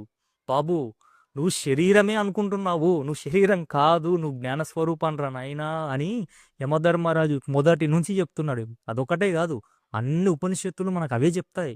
నేను అనే చైతన్యానివి నువ్వు, అది తెలుసుకో అని ప్రతి ఒక్కటి భగవద్గీత, ఉపనిషత్తులు అన్ని ఇవే బోధిస్తాయండి. కానీ మనం ఎంత అజ్ఞానంలో పడున్నాం చూడండి. సమస్య ఎక్కడుందో చెప్తున్నాడు. శరీరమే నేను అని అనుకుంటున్నావు, అది అసలైన సమస్య. శరీరమే నేను అని అనుకుంటున్నావు కాబట్టి శరీరానికి కలిగేటటువంటి సుఖదుఖాలు, శరీరానికి కలిగేటటువంటి బాధలు, ప్రతి ఒక్క అనుభవాలు అవి మాత్రమే కాదు, శరీరం మరణిస్తే నేనే మరణించినా అనుకుంటున్నావు. అర్థమైందా? ఇంతకంటే అజ్ఞానం ఇక ఎక్కడా లేదు లోకంలో. ఆలోచించండి. కేవలం చనిపోవడం మాత్రమే కాదు, ఇప్పుడు నేనే ఉన్నా, నాకు ఒకని మీద చంపేంత కోపం ఉంది, ఒక కత్తి తీసుకొచ్చి వాడిని పొడిచి పొడిచి చంపేస్తా, వాడు చచ్చిపోయిండు, అబ్బా వాడి మీద కోపం అంతా పోయింది, అమ్మయ్య వాడు చచ్చిపోయిండ్రా నాయన అని అనుకుంటానా లేదా? కానీ వాస్తవానికి వాడు చచ్చిపోయిందా? వాడి శరీరాన్ని మాత్రమే వదిలేశాడే గాని వాడి జ్ఞానాన్ని నేనేం చంపలేదే, వాడి ఆత్మచైతన్యాన్ని నేను చంపలేదే, అది చావోదు. వాడు వదిలేసింది శరీరాన్ని మాత్రమే. ఎవడైతే చంపాను, నేను వాణ్ణి చంపాను, నేను వీణ్ణి చంపాను అని ఎవడైతే అనుకుంటున్నాడో వాడు అజ్ఞానే అంటున్నాడు. ఈ మంత్రములు ఏమంటున్నాడు యమధర్మరాజు? నేను చంపాను అని ఎవడైతే అనుకుంటున్నాడో, లేదా నేను చనిపోయాను అని ఎవడైతే అనుకుంటున్నాడో వాళ్ళిద్దరూ కూడా అజ్ఞానులే అంటున్నాడు. మనకు ఈ 2 శ్లోకాలు అంటే ప్రీవియస్ వీడియోలో చెప్పిన మంత్రం ఏదైతే ఉందో, అంటే జనన మరణాలు లేకుండా ఉండేటటువంటి స్వరూపం ఏదైతే ఉందో అది ఆత్మచైతన్యం అని మనం తెలుసుకున్నాం. అది అదేవిధంగా ఈ చనిపోవడం, చంపడం ఏదైతే మంత్రం ఉందో ఇది, ఇవి 2 కూడా మనకు భగవద్గీతలో ఉంటాయి. అందుకే మీకు చెప్తున్నాను, ముందు భగవద్గీత దగ్గరికి వెళ్ళొద్దు, ముందు ఉపనిషత్తులు, ఆ తరువాతే బ్రహ్మసూత్రాలు, ఆ తరువాత భగవద్గీత, అప్పుడు రావాలి మనం భగవద్గీత దగ్గరికి. ఉపనిషత్తులో ఉన్న సారమంతా కూడా భగవద్గీతలోనే ఉంటుందండి, గుర్తుపెట్టుకోండి. మనం బేస్ నుంచి వస్తున్నాం, బిగినర్ లెవెల్లో వస్తున్నాం మనం, కాబట్టి మనకు అన్నీ అర్థమవుతాయి. ఇంకా రాను మీరు ఇంక ఎక్కడ వెతకాల్సిన పని లేదు, చెప్పాను కదా. ఆత్మజ్ఞానం అంటే అనుదీప్ ఛానల్ మాత్రమే అని గుర్తుపెట్టుకోండి. మీరు సమస్త జ్ఞానాన్ని నేను నా ఛానల్లో మీకు అందిస్తాను, ఏ డౌటు లేదు. నా లక్ష్యం ఒకటే, ప్రతి ఒక్కరికి ఆత్మజ్ఞానాన్ని అందించడం. నా ప్రయత్నం నేను చేస్తాను. నేను చెప్పిన ఈ ఆత్మజ్ఞానాన్ని శ్రవణం చేసి, మననం చేసి, నిధిధ్యాసన చేసి ముక్తి పొందడం, అంటే ఆత్మజ్ఞానాన్ని పొందడం ఇక మీ చేతుల్లో ఉంది. కాబట్టి ఇక్కడ అంటున్నాడు యమధర్మరాజు, నచికేత, ఎవడైతే నేను చంపాను లేకపోతే నేను చచ్చాను అని ఎవరైతే అనుకుంటున్నారో వీళ్ళిద్దరూ కూడా అజ్ఞానులే. ఎందుకంటే ఆత్మ అనేది చంపదు, చంపబడదు. ఇప్పుడు ఒక ఆకారం ఉంటేనే కదండి దాన్ని ముట్టుకోగలుగుతాం. ఆకారం లేకపోతే దాన్ని ఎలా ముట్టుకుంటాం? ఇప్పుడు నా కళ్ళ ముందు ఆకాశం ఉంది, ఈ ఆకాశాన్ని నేను ముట్టుకుంటున్నానా? తాకదు, నాకు స్పర్శ ఉండదు, ఏముండదు. ఎందుకు? నిరాకారం. నిరాకారమైన దాన్ని తాకలేము, ఏం చేయలేము. నిరాకారమైన దాన్ని కట్టతో కొట్టినా కూడా తగులుతుందా? ఇప్పుడు నేను కట్టెతో ఇలా ఇలా తంతా, కట్టెతో తంతే ఆకాశానికి నొప్పి తగులుతుందా? తగలదు. ఎందుకు? అక్కడ ఆకాశం, అక్కడ ఏం లేదు, అది నిరాకారం. నా చెయ్యి కొడితే ఏమవుతుంది? ఇది ఆకారం కాబట్టి తాకుతుంది, స్పర్శ తగులుతుంది, గాయమవుతుంది. నిరాకారమైన దానికి నువ్వు ఎంత కొట్టినా అదేం కాదు, అక్కడ ఏం లేదు. అక్కడ అది కేవలం నేను అనే స్ఫురణ మాత్రమే, ఆ జ్ఞానం మాత్రమే ఆత్మ చైతన్యం అంటే. కాబట్టి భగవద్గీతలో ఇంకొకటి కూడా ఉంది. ఏంటిది? అగ్ని దహింపజాలదు, నీరు తడుపజాలదు. లేదా? ఇనలేదా మనం? ఇప్పుడు అర్థమైందా? కాబట్టి నచికేత, శరీరం మేరకే నువ్వు నేనున్నాను, ఈ శరీరం మేరకే నేనున్నాను అని నువ్వు అనుకుంటున్నావా? అది అజ్ఞానమే. గుర్తుపెట్టుకో. నువ్వు శరీరాన్ని దాటి రావాలి. శరీరాన్ని దాటి రావాలంటే శరీరం వదిలేసి రావాలని కాదు. నేను శరీరానికి వేరుగా ఉన్నా అని నువ్వు గుర్తించు. శరీరమే నేను అని ఎప్పుడైతే నువ్వు అనుకుంటున్నావో అప్పుడు శరీరానికి కలిగేటటువంటి అన్ని అనుభవాలు అవి నువ్వే అనుభవిస్తున్నావని అనుకుంటున్నావు. మనం ప్రీవియస్ వీడియోలో తెలుసుకున్నాం కాలానికి అతీతంగా ఉంటుంది అని. ఎందుకంటే జ్ఞానం అనేది సర్వవ్యాపకం కాబట్టి భూతకాలం, వర్తమాన కాలం, భవిష్యత్ కాలం 3 కాలాల్లోనూ ఉంటుంది. ఎవడైతే జ్ఞానాన్ని సర్వవ్యాపకం చేశాడో అంటే ఆత్మజ్ఞానం ఎవడైతే పొందాడో వానికి భూతకాలం తెలుసు, వర్తమాన కాలం తెలుసు, భవిష్యత్ కాలము తెలుసు. వానికి అన్నీ తెలిసిపోతాయి. ఎందుకంటే వాని జ్ఞానం సర్వవ్యాపకమైంది కాబట్టి. వివేకానంద మనందరికీ తెలుసు. ఆయన కూడా ఆత్మజ్ఞానే. ఆయన అందరిని ఎలా చూస్తారంటే యూత్ ఇన్స్పిరేషన్ లాగా చూస్తారు. ఇన్స్పిరేషన్ మాత్రమే కాదు, ఆయన ఆత్మజ్ఞాని. ఇప్పుడు వివేకానంద ఉన్న కాలంలో నేను లేను. అవునా? ఎందుకు లేను? నా శరీరం లేదు కాబట్టి. అర్థమైందా? నా శరీరం లేదు కాబట్టి ఆ కాలంలో నేను లేను అని నేను అనుకుంటున్నా. పట్టుకున్నారా పాయింట్? నా శరీరం లేదు కాబట్టి నేను అక్కడ లేను అనుకుంటాను ఆ కాలంలో. కానీ నా జ్ఞానం ఉంది కదా. ఆ జ్ఞానం కూడా ఏమైపోయింది? నీ శరీరం మేరకు పరిమితం అయిపోయింది. కాబట్టి నువ్వేమనుకుంటున్నావు? అప్పుడు నేను లేను అనుకుంటున్నావు. అంటే భూతకాలంలో నేను లేను అనుకుంటున్నావు. నేను కేవలం వర్తమాన కాలంలోనే ఉన్నాను అని అనుకుంటున్నావు. ఇప్పుడు నీకు భూతకాలం, భవిష్యత్ కాలం ఎందుకు తెలియడం లేదు? ఎందుకంటే నీ జ్ఞానం వ్యాపించలేదు. నువ్వు శరీరం మేరకే పరిమితం అయిపోయినావు కాబట్టి నీకు తెలియదు. అదే ఎప్పుడైతే నువ్వు నీ జ్ఞాన స్వరూపం సర్వవ్యాపకం అయ్యిందో నువ్వు కాలానికి అతీతంగా ఉంటావు. నీ శరీరాన్ని వేరుగా చూడగలుగుతావు.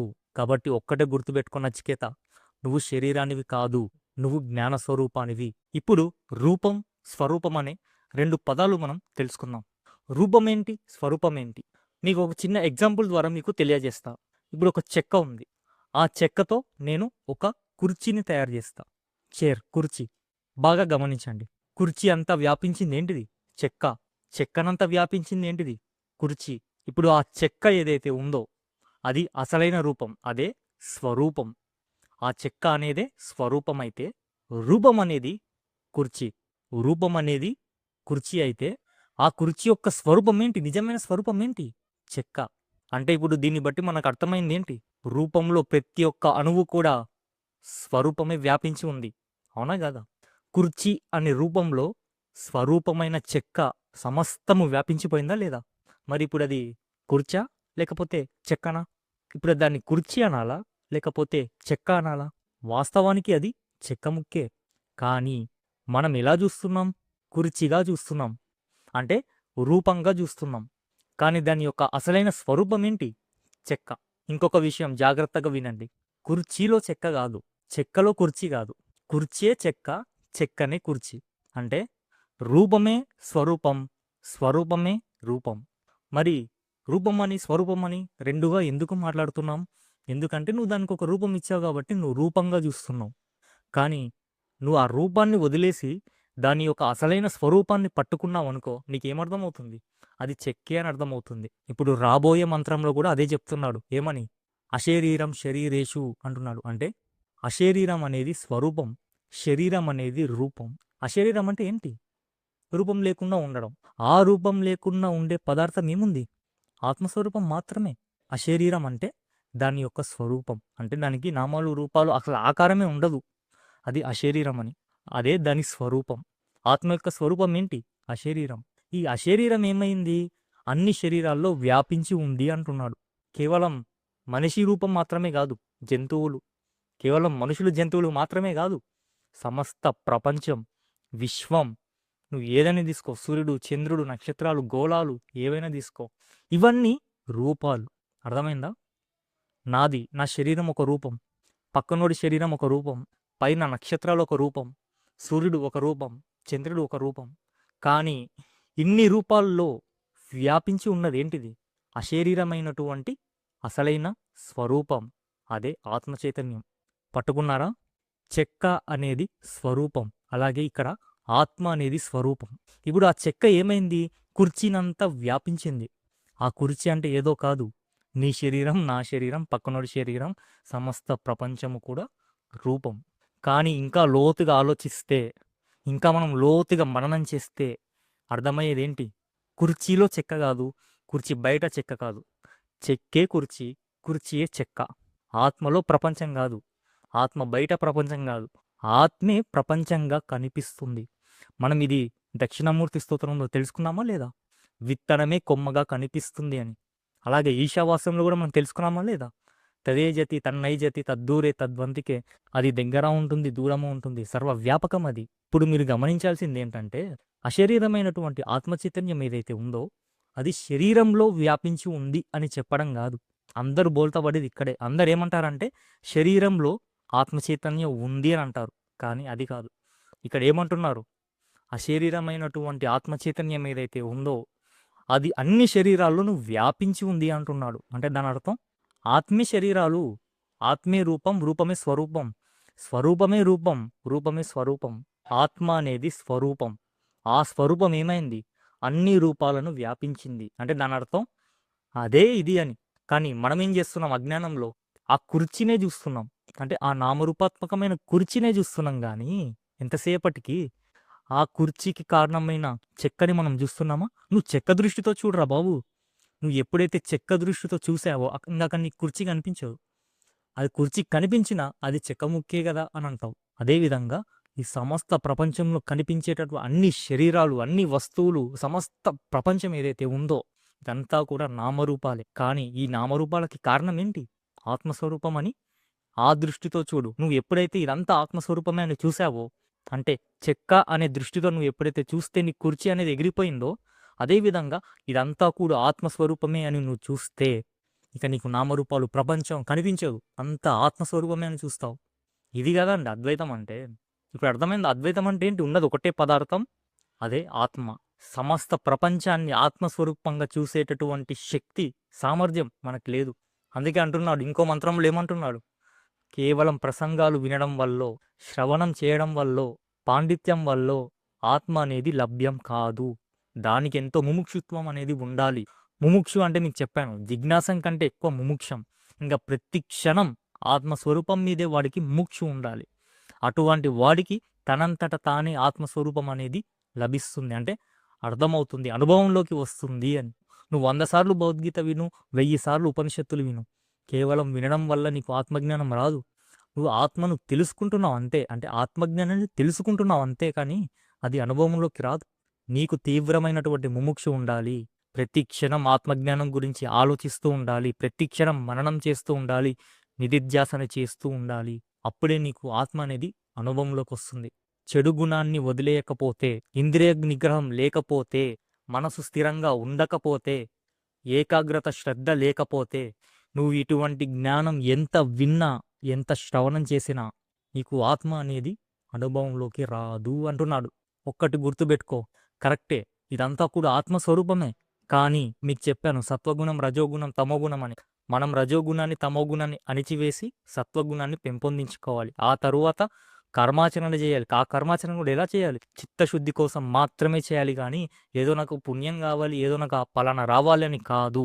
అలా కర్మాచరణ చేస్తూ, చిత్తశుద్ధి కోసం మాత్రమే చేస్తూ, అలా చిత్తశుద్ధి, శ్రద్ధ, ఏకాగ్రత పొందిన తరువాత నువ్వు ఆత్మజ్ఞానాన్ని శ్రవణం చేస్తూ, మననం చేస్తూ, నిధిధ్యాసన చేస్తే గాని నీకు అనుభవంలోకి రాదు. అలాగే ఇప్పుడు కఠోపనిషత్తుల్లో మనకి ఇంకా చాలా చక్కగా అర్థమయ్యేటట్టు ఒక ఉపమానాన్ని తీసుకొచ్చారు. అదేంటో మనం ఇప్పుడు తెలుసుకుందాం. ప్రేయో మార్గం, శ్రేయో మార్గం అని 2 మార్గాలు ఉంటాయని మనం తెలుసుకున్నాం. అయితే ఎవడైతే తన ఇంద్రియాలు, మనసు, బుద్ధి అదుపులో ఉండవో, ఎవడికి తన ఇంద్రియాలు, మనసు, బుద్ధి తన ఆధీనంలో ఉండవో, వాడు ప్రేయో మార్గాన్ని ఎంచుకుంటాడు. అంటే ప్రేయో మార్గంలో వెళ్ళిపోతాడు. కానీ ఎవడికైతే తన ఇంద్రియాలు, మనస్సు, బుద్ధి ఇవన్నీ కూడా తన ఆధీనంలో పెట్టుకుంటాడో, అంటే వాడు చెప్తేనే ఇవన్నీ మాట వినాలే గాని ఇవి చెప్పిన మాట వాడు వినడు. అలాంటి వాడు ఏమవుతాడు? శ్రేయో మార్గంలోకి వెళ్ళిపోతాడు. దీన్ని ఆధారం చేసుకొని ఇప్పుడు ఒక చక్కని ఉపమానం ఇస్తున్నాడు. మనకి చాలా నీట్గా అర్థమవుతుంది మనం ఎటువంటి స్థితిలో ఉన్నాము అని. మనకు ఇప్పుడు ఈ జనరేషన్లో వెహికల్స్ వచ్చాయి, వాహనాలు వచ్చాయి. బండి అని, 2 వెహికల్ అని, 3 వెహికల్ అని, 4 వెహికల్స్ అని మనకి ఇలా కారు, బైక్ ఇలా వచ్చాయి. కానీ ఒకప్పుడు ఇవి కాదు. మనకు ఒకప్పుడు ఏముండేవి? రథాలు ఉండేవి, గుర్రాల యొక్క రథాలు ఉండేవి. కాబట్టి మన కఠోపనిషత్తుల్లో ఈ ఉపమానాన్ని తీసుకొచ్చారు. ముందేముంటుంది? రథం ఉంటుంది, అంటే వాహనం, ఒక రథం. ఆ రథానికి 5 గుర్రాలున్నాయి. ఆ 5 గుర్రాలకు కూడా పగ్గం ఉంటుంది. ఆ పగ్గాల్ని పట్టుకొని ఒక రథ సారథి కూర్చుంటాడు. అవునా? డ్రైవరు. ఒక రథ సారథి కూర్చుంటాడు. ఆ డ్రైవర్ వెనకాల ఓనర్ కూర్చుంటాడు, యజమాని. నార్మల్గా మనం కారే తీసుకుందాం. ఒక కారు ఉంటుంది, కారుకి ఒక స్టీరింగ్ ఉంటుంది. ఆ స్టీరింగ్ని పట్టుకొని నడిపేవాడు ఒక డ్రైవరు. ఆ డ్రైవర్ వెనకాల కాలు మీద కాలు వేసుకొని ఒక యజమాని. అవునా? అదేవిధంగా ఇక్కడ కూడా మనకి రథం అనే ఉపమానంతో చెప్తున్నాడు. ఒక రథం, ఆ రథానికి 5 గుర్రాలు, 5 గుర్రాలకి ఒక పగ్గం, దాన్ని పట్టుకొని రథసారథి నడిపేవాడు. అదేవిధంగా రథసారథి వెనకాల ఒక యజమాని ఉన్నాడు, ఆ యజమాని. అయితే ఇప్పుడు బాగా ఆలోచించండి. రథసారథి ఎవడైతే ఉన్నాడో, అంటే డ్రైవర్ ఎవడైతే ఉన్నాడో, వాడికి గుర్రాన్ని అదుపు చేయగల శక్తి సామర్థ్యం ఉండాలా లేదా? గుర్రాలు ఎటు పోతుంటే రథసారథి కూడా అటు పోకూడదు. అవునా? గుర్రాన్ని అదుపులో పెట్టి ఏ మార్గం వెళ్ళాలి, ఏ మార్గం వెళ్ళకూడదు అని రథసారథే కదా నిర్ణయించాలి. దానిని అదుపులో పెట్టాలి. ఆ రథసారథికి కూడా పలానా చోటుకి వెళ్ళు, పలానా ఈ చోటుకి వెళ్ళు అని ఎవరు చెప్పాలి? యజమాని చెప్పాలి. అవునా? యజమాని ఏం చేస్తాడు? బాబు నువ్వు పలానా చోటుకి వెళ్ళు అంటే ఆ రథసారథి ఏం చేస్తాడు? డ్రైవరు ఆ గుర్రాలని పట్టుకొని, అంటే ఆ పగ్గాన్ని పట్టుకొని ఆ గుర్రాల సహాయంతో పలానా చోటికి సరైన దారిలో వెళ్తాడు. ఇప్పుడు ఆ గుర్రాలు మాట వినకపోతే రథసారథి ఏం చేయాలి? అదుపులో పెట్టాలి. అసలు రథసారథికి, అంటే డ్రైవర్కే అసలు అదుపు లేకపోతే, అసలు డ్రైవర్కే ఏమి తెలియకపోతే, పలానా చోటుకు వెళ్ళాలి, పలానా చోటుకి ఇటు వెళ్ళాలి, అటు వెళ్ళాలని అసలు రథసారథికి తెలియకపోతే ఎలా ఉంటుంది? అయోమయం. ఎటు పోవాలో తెలీదు, ఎటు వెళ్ళాలో తెలీదు. అక్కడి గుండ్రంగా చుట్టూ తిరుగుతూ ఉంటాడు. కాబట్టి గుర్రాలని అదుపులో పెట్టగల శక్తి సామర్థ్యం డ్రైవర్కు ఉండాలి, రథసారథికి ఉండాలి. రథసారథిని కూడా కంట్రోల్ చేసేది ఎవడు? యజమాని. ఏ రథసారథి అటు వెళ్ళు, ఓ రథసారథి నువ్వు ఇటు వెళ్ళు అని చెప్పేవాడు ఎవడు? యజమాని. ఇప్పుడు ఈ ఉపమానాన్ని రియల్ టైంలో చూద్దాం. రథం అంటే ఏదో కాదు, మన శరీరం.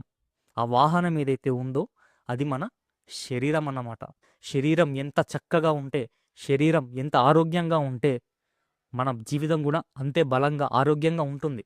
ఇప్పుడు ఒక రథం ఉంది, వాహనం ఉంది, దానికి రిపేర్ వచ్చిందంటే ఎన్ని గుర్రాలు ఉన్నా, యజమాని ఉన్నా వేస్టే కదా. కాబట్టి వాహనం అనేది గట్టిగా ఉండాలి, మంచిగా ఉండాలి. వాహనానికి ఎలాంటి రిపేర్స్ ఉండొద్దు. అదేవిధంగా మన శరీరం అనేది ఒక రథం, ఒక వాహనం. ఈ వాహనం కూడా ఎల్లప్పుడూ మనం ఆరోగ్యంగా ఉంచుకోవాలి. శరీరం అనేది ఎంత ఇంపార్టెంటో మీకు ఆల్రెడీ ఈశావాస్య ఉపనిషత్తులో చెప్పాను. కర్మ సిద్ధాంతంలో శరీరం ఉన్నప్పుడే నువ్వు రామ అనగలవు. శరీరం ఉన్నప్పుడే, శరీరం ఆరోగ్యంగా ఉన్నప్పుడే నువ్వు ఒక రథ పల్లకిని మోయగలుగుతావు. శరీరం ఆరోగ్యంగా ఉన్నప్పుడే నువ్వు దానాలు చేయగల శక్తి నీకు ఉంటుంది. కాబట్టి ఈ శరీరం అనేది ఎంత ఇంపార్టెంటో మనకు తెలుసు. కాబట్టి ఈ శరీరం అనేది మనం ఆరోగ్యంగా ఉంచుకోవాలి, బలంగా ఉంచుకోవాలి. ఇప్పుడు ఈ శరీరానికి 5 గుర్రాలు ఉన్నాయి. రథానికి 5 గుర్రాలు ఉన్నట్లే మన శరీరానికి కూడా 5 గుర్రాలు ఉన్నాయి. అవే పంచేంద్రియాలు: కన్ను, ముక్కు, చెవి, నాలుక, చర్మం. ఇవే 5 గుర్రాలు. ఇప్పుడు ఆ రథసారథి ఎవడైతే ఉన్నాడో గుర్రాల్ని అదుపు చేయాలి. ఎలా అదుపు చేస్తున్నాడు వాడు గుర్రాల్ని? పగ్గంతో, పగ్గాలతో. ఆ పగ్గమే మనకేంటి? మనస్సు. అర్థమవుతుందా? మనస్సే మన పగ్గం. ఆ మనసుతో మనం ఏం చేయాలి? మన 5 పంచేంద్రియాల్ని అదుపులో ఉంచాలి. గుర్రం ఎటుపోతే రథసారథి అటుపోకూడదు. గుర్తుపెట్టుకోండి. రథసారథి చెప్పిన మాటే గుర్రం వినాలి. ఆ రథసారథి ఏం చేస్తాడు? పగ్గంతో సైగలు చేస్తూ ఉంటాడు. పగ్గంతో పలానా సిగ్నల్స్ ఇస్తూ ఉంటాడు. అప్పుడు ఆ సిగ్నల్స్ ఆ గుర్రాలు గ్రహించి ఆ పలానా దారిలో వెళ్తూ ఉంటాయి. అవునా? అదేవిధంగా మన ఇంద్రియాలు అనేవి, మనసు అదుపులో ఉండాలి. ఈ మనసు అదుపులో ఉంచేది ఎవడు? రథసారథి. ఆ రథసారథి ఎవడగాడు? మన బుద్ధి. రథసారథే బుద్ధి. ఆ పగ్గమే మనస్సు. గుర్రాలే పంచేంద్రియాలు. ఇప్పుడు అర్థమైందా? మరి యజమాని ఎవడండి? సరే మీరు అన్నాను, పంచేంద్రియాలు వచ్చేసి గుర్రాలు అన్నారు. ఆ గుర్రాన్ని అదుపులో పెట్టగల పగ్గం ఏదైతే ఉందో అది మనస్సు అన్నారు. ఆ పగ్గాన్ని పట్టుకొని రథసారథి ఏం చేస్తూ ఉంటాడు? పలానా డైరెక్షన్లో వెళ్ళాలి. అవునా? వాడే బుద్ధి. బాగానే ఉందండి. మరి యజమాని ఎవడండి? మీరు రథసారథి వెనకాల యజమాని కూర్చుంటాడు, కాలు మీద కాలు వేసుకొని ఉంటాడు అని చెప్పారు మీరు. ఆ రథసారథి ఏం చేస్తుంటాడు? మంచిగా ఈ సమస్త ప్రపంచాన్ని వాడు వెళ్తా ఉంటే గుర్రం మీద చూస్తూ ఎంజాయ్ చేస్తూ ఉంటాడు. సాక్షిగా చూస్తూ ఉంటాడు. అవునా? అదేవిధంగా మనలో బుద్ధి కంటే పైన ఒక యజమాని ఉన్నాడు. వాడు వెనకాల కూర్చొని అన్ని సాక్షిగా గమనిస్తూ ఉంటాడు. వాడే మన ఆత్మస్వరూపం. మన ఆత్మస్వరూపమే చివరిది. ఈ ఆత్మస్వరూపం ఏదైతే ఉందో తన బుద్ధిని, తన శరీరాన్ని, తన ఇంద్రియాల్ని, మనసుని వీటన్నిటిని కూడా అదుపులో ఉంచి వాడు శాసించాలి. అంతేగాని ఇవి చెప్పినట్టు వాడు వినకూడదు. గుర్రాలు ఇష్టం వచ్చినట్టు వెళ్తే అంటే నీ పంచేంద్రియాలు ఇష్టం వచ్చినట్టు వెళ్తే ఆ పంచేంద్రియాలు ఎటు వెళ్తాయి? గుర్రాలకి కళ్ళుంటాయి. అవునా? అది చూసిన ప్రతి దానెంబడ వెళ్ళిపోయాయి అనుకో, రథసారథికి యజమానికి ఎటు వెళ్తున్నామో కూడా తెలియదు. కాబట్టి ఇప్పుడు గుర్రాలు ఎటు పడితే అటు పోతున్నాయంటే దాని అర్థం ఏంటి? నీ కళ్ళు చూస్తుంది, చెవి వింటుంది, నాలుక రుచి చూస్తుంది. అవునా? పంచేంద్రియాలకి వాటి యొక్క పని ఏంటి? పంచ తన్మాత్రలు అంటారు. శబ్ద స్పర్శ రూప రస గంధాలు అని. చెవి వింటుంది. చెవి విన్నప్పుడల్లా ప్రతిసారి నీ మనసు వెళ్ళిపోయింది అనుకో, ఇంకా నీ ఆధీనంలో ఉండదు అది. కాబట్టి నువ్వేం చేయాలి? చెవిని అదుపులో పెట్టాలి. అంటే చెవి అనే గుర్రాన్ని అదుపులో పెట్టాలి. రూపం, కళ్ళు రూపాల్ని చూస్తూ ఉంటుంది, సమస్త ప్రపంచాన్ని చూస్తూ ఉంటుంది. అవునా లేదా? నీ కళ్ళు ఎప్పుడైతే బయట ప్రపంచాన్ని చూసిన ప్రతిసారి ఆకర్షితులైపోయి దాన్ని అనుభవించాలి అని కోరుకుందా, అప్పుడు ఈ కన్ను అనే గుర్రం ఏం చేస్తుంది? ఇష్టం వచ్చిన దారిలో వెళ్ళిపోతుంది. అది చూసిన ప్రతి దాంట్లో వెళ్ళిపోతుంది. కాబట్టి ఇప్పుడు నువ్వేం చేయాలి? మనసుతో పగ్గంతో నువ్వేం చేయాలి? మనసు అనే పగ్గంతో ఏం చేయాలి? బుద్ధితో ఏం చేయాలి? అదుపులో పెట్టాలి. కన్ను ఏంటి ఆకర్షితులవుతున్నావా? ఎందుకు? అటు కాదు మనం వెళ్ళేది, ఇటు వెళ్ళాలి అని చెప్పి నువ్వు అదుపు చేయాలి. అదేవిధంగా రుచి, నాలుక అది సమస్త రుచుల్ని కోరుకుంటూ ఉంటుంది. మాంసాహారం కూడా తినేది ఎందుకండి? రుచి కోసమే అండి. చాలామంది ఏదో బలం వస్తుంది అదంతా ఉత్తి ట్రాష్ అండి. బలం వచ్చేది పక్కన పెట్టండి. మాంసాహారానికి మనము ఆ రుచికి లొంగిపోయాము. మాంసాహారం, మద్యము ఇవన్నీ వాటి యొక్క రుచికి మనం బలహీనపడిపోయాము. గుర్తుపెట్టుకోండి. ముక్క లేకపోతే ముద్ద దిగదు అన్నంత ఇదిగా మనం వెళ్ళిపోయాం. చూడండి ఇప్పుడు నీ గుర్రం ఏమైపోయింది? నీ నాలుక అనే గుర్రం ఏమైపోయింది? వెళ్ళిపోయింది. కథం. అలా మనకి పంచేంద్రియాలు అవే గుర్రాలు. ఆ గుర్రాలను నువ్వేం చేయాలి? మనస్సు అనే పగ్గంతో పట్టుకొని అదుపు చేయాలి. దేనితో? బుద్ధితో. నువ్వు బుద్ధితో మనసుకి చెప్పాలి, ఓ మనసా ఆ ఇంద్రియాలు అట్లే పోతా ఉంటాయి కానీ నువ్వు వాటి మాట వినకు, నా మాట వినని చెప్పి నువ్వు మనసుకి చెప్పాలి. ఆ బుద్ధి కూడా ఎవడి మాట వినాలి? చివరిగా యజమాని మాట వినాలి. ఆత్మ అదే చివరిది. కాబట్టి శరీరం, ఇంద్రియాలు, మనస్సు, బుద్ధి, దానిపైన ఆత్మ, ఇదే చివరిది. మనము ఆ ఆత్మని పట్టుకోవాలి. ఇప్పుడు ఈ ఉపమానం అనేది మనకు భగవద్గీతలు కూడా వస్తుందండి. భగవద్గీత అనేది రుణపడాలండి ఉపనిషత్తులకి. ఉపనిషత్తుల సారం అంతా భగవద్గీతలోనే ఉంటుంది. ఉపనిషత్తులే బిగినింగ్. ఉపనిషత్తుల నుంచే మనం మొదలు పెట్టాలి అద్వైత జ్ఞానం, ఆత్మజ్ఞానం. కాబట్టి మనము మన ఇంద్రియాల్ని, మనసుని, బుద్ధిని ఆధీనంలో ఉంచుకోవాలి. మనం ఆత్మగా నిలబడిపోవాలి. ఇప్పుడు రానున్న మంత్రాల్లో మళ్ళీ ఏం చెప్తున్నాడు? ఈ ఆత్మ అనేది అన్ని జీవుల్లోనూ ఉంది, కానీ సూక్ష్మమైన బుద్ధి కలవాడే అటువంటి ఆత్మని దర్శించగలడు అని చెప్తున్నాడు. ఈ ఇంద్రియాలు ఏవైతే ఉన్నాయో వాటిని మనం మనసులో లీనం చేయాలి, అంటే లయం చేయాలి. మనసుని బుద్ధిలో లయం చేయాలి, బుద్ధిని ఆత్మలో లయం చేయాలి. మీకు ఇదివరకే కేనోపనిషత్తులో చెప్పాను దక్షిణామూర్తి గురించి. ఆయన కేవలంగా మౌనంగా ఉన్నాడు. ఎందుకు? ఆయనకు అక్కడ ఇంద్రియాలు లేవు, మనసు లేదు, బుద్ధి లేదు, ఏమీ లేవు. అక్కడ కేవలం నేను అనే ఆత్మ స్ఫురణ మాత్రమే ఉంటుంది. అదేవిధంగా నువ్వు ఒకదానికొకటి లయం చేసుకుంటూ పోవాలి. చివరికి మిగిలేది ఆత్మ మాత్రమే. ఏ వ్యక్తి అయితే ఇంద్రియాల కంటే, మనసు కంటే, బుద్ధి కంటే శక్తివంతమైనది ఆత్మ అని తెలుసుకుంటాడో వాడు యమధర్మరాజు నుంచి తప్పించుకుంటాడు అని. అంటే దాని అర్థం మరణం లేకుండా ఉండడం అని. మరణం లేకుండా ఉండడం అంటే మళ్ళీ మీరు పొరపాటు పడతారు. చిరకాలం శరీరంతో ఉండడం కాదు, దాన్ని చిరంజీవి అంటారు. అంతేకాని మరణం లేకుండా ఉండడం కాదు. ఎంత చిరంజీవి అయినా కూడా సర్టెన్ పాయింట్ వస్తే మరణించాల్సిందే, శరీరం వదలాల్సిందే. ఇక్కడ యమధర్మరాజు నుంచి తప్పించుకోవచ్చు అంటే దాని అర్థం నువ్వు ఆత్మస్వరూపానివే కాబట్టి నీకు జననం ఉండదు, అలాగే మరణము ఉండదు అని. ఇప్పుడు మనల్ని ఇంకొంచెం ప్రలోభపెడుతున్నాడు. ఎవరు? యమధర్మరాజు కాదు, మన ఉపనిషత్తు ఋషి. ఏమంటున్నాడు? ఫలశ్రుతి చెప్తున్నాడు. యమధర్మరాజు నచికేతుడికి ఏవైతే బోధ చేశాడో ఆత్మజ్ఞానం, అది విన్నా లేకుంటే 10 మందికి చెప్పినా వాడు ఉన్నత లోకాలకి వెళ్తాడు అని అంటున్నాడు. చూసారా ఈ ఫలశ్రుతి ఎలా ఉందో? దీనితో మొదటి అధ్యాయం అనేది అయిపోయింది. కఠోపనిషత్తులో మొదటి అధ్యాయం మనం పూర్తి చేసుకున్నాం. రెండో అధ్యాయం కూడా ఉంది. ఈ రెండో అధ్యాయం ఎందుకు వచ్చింది?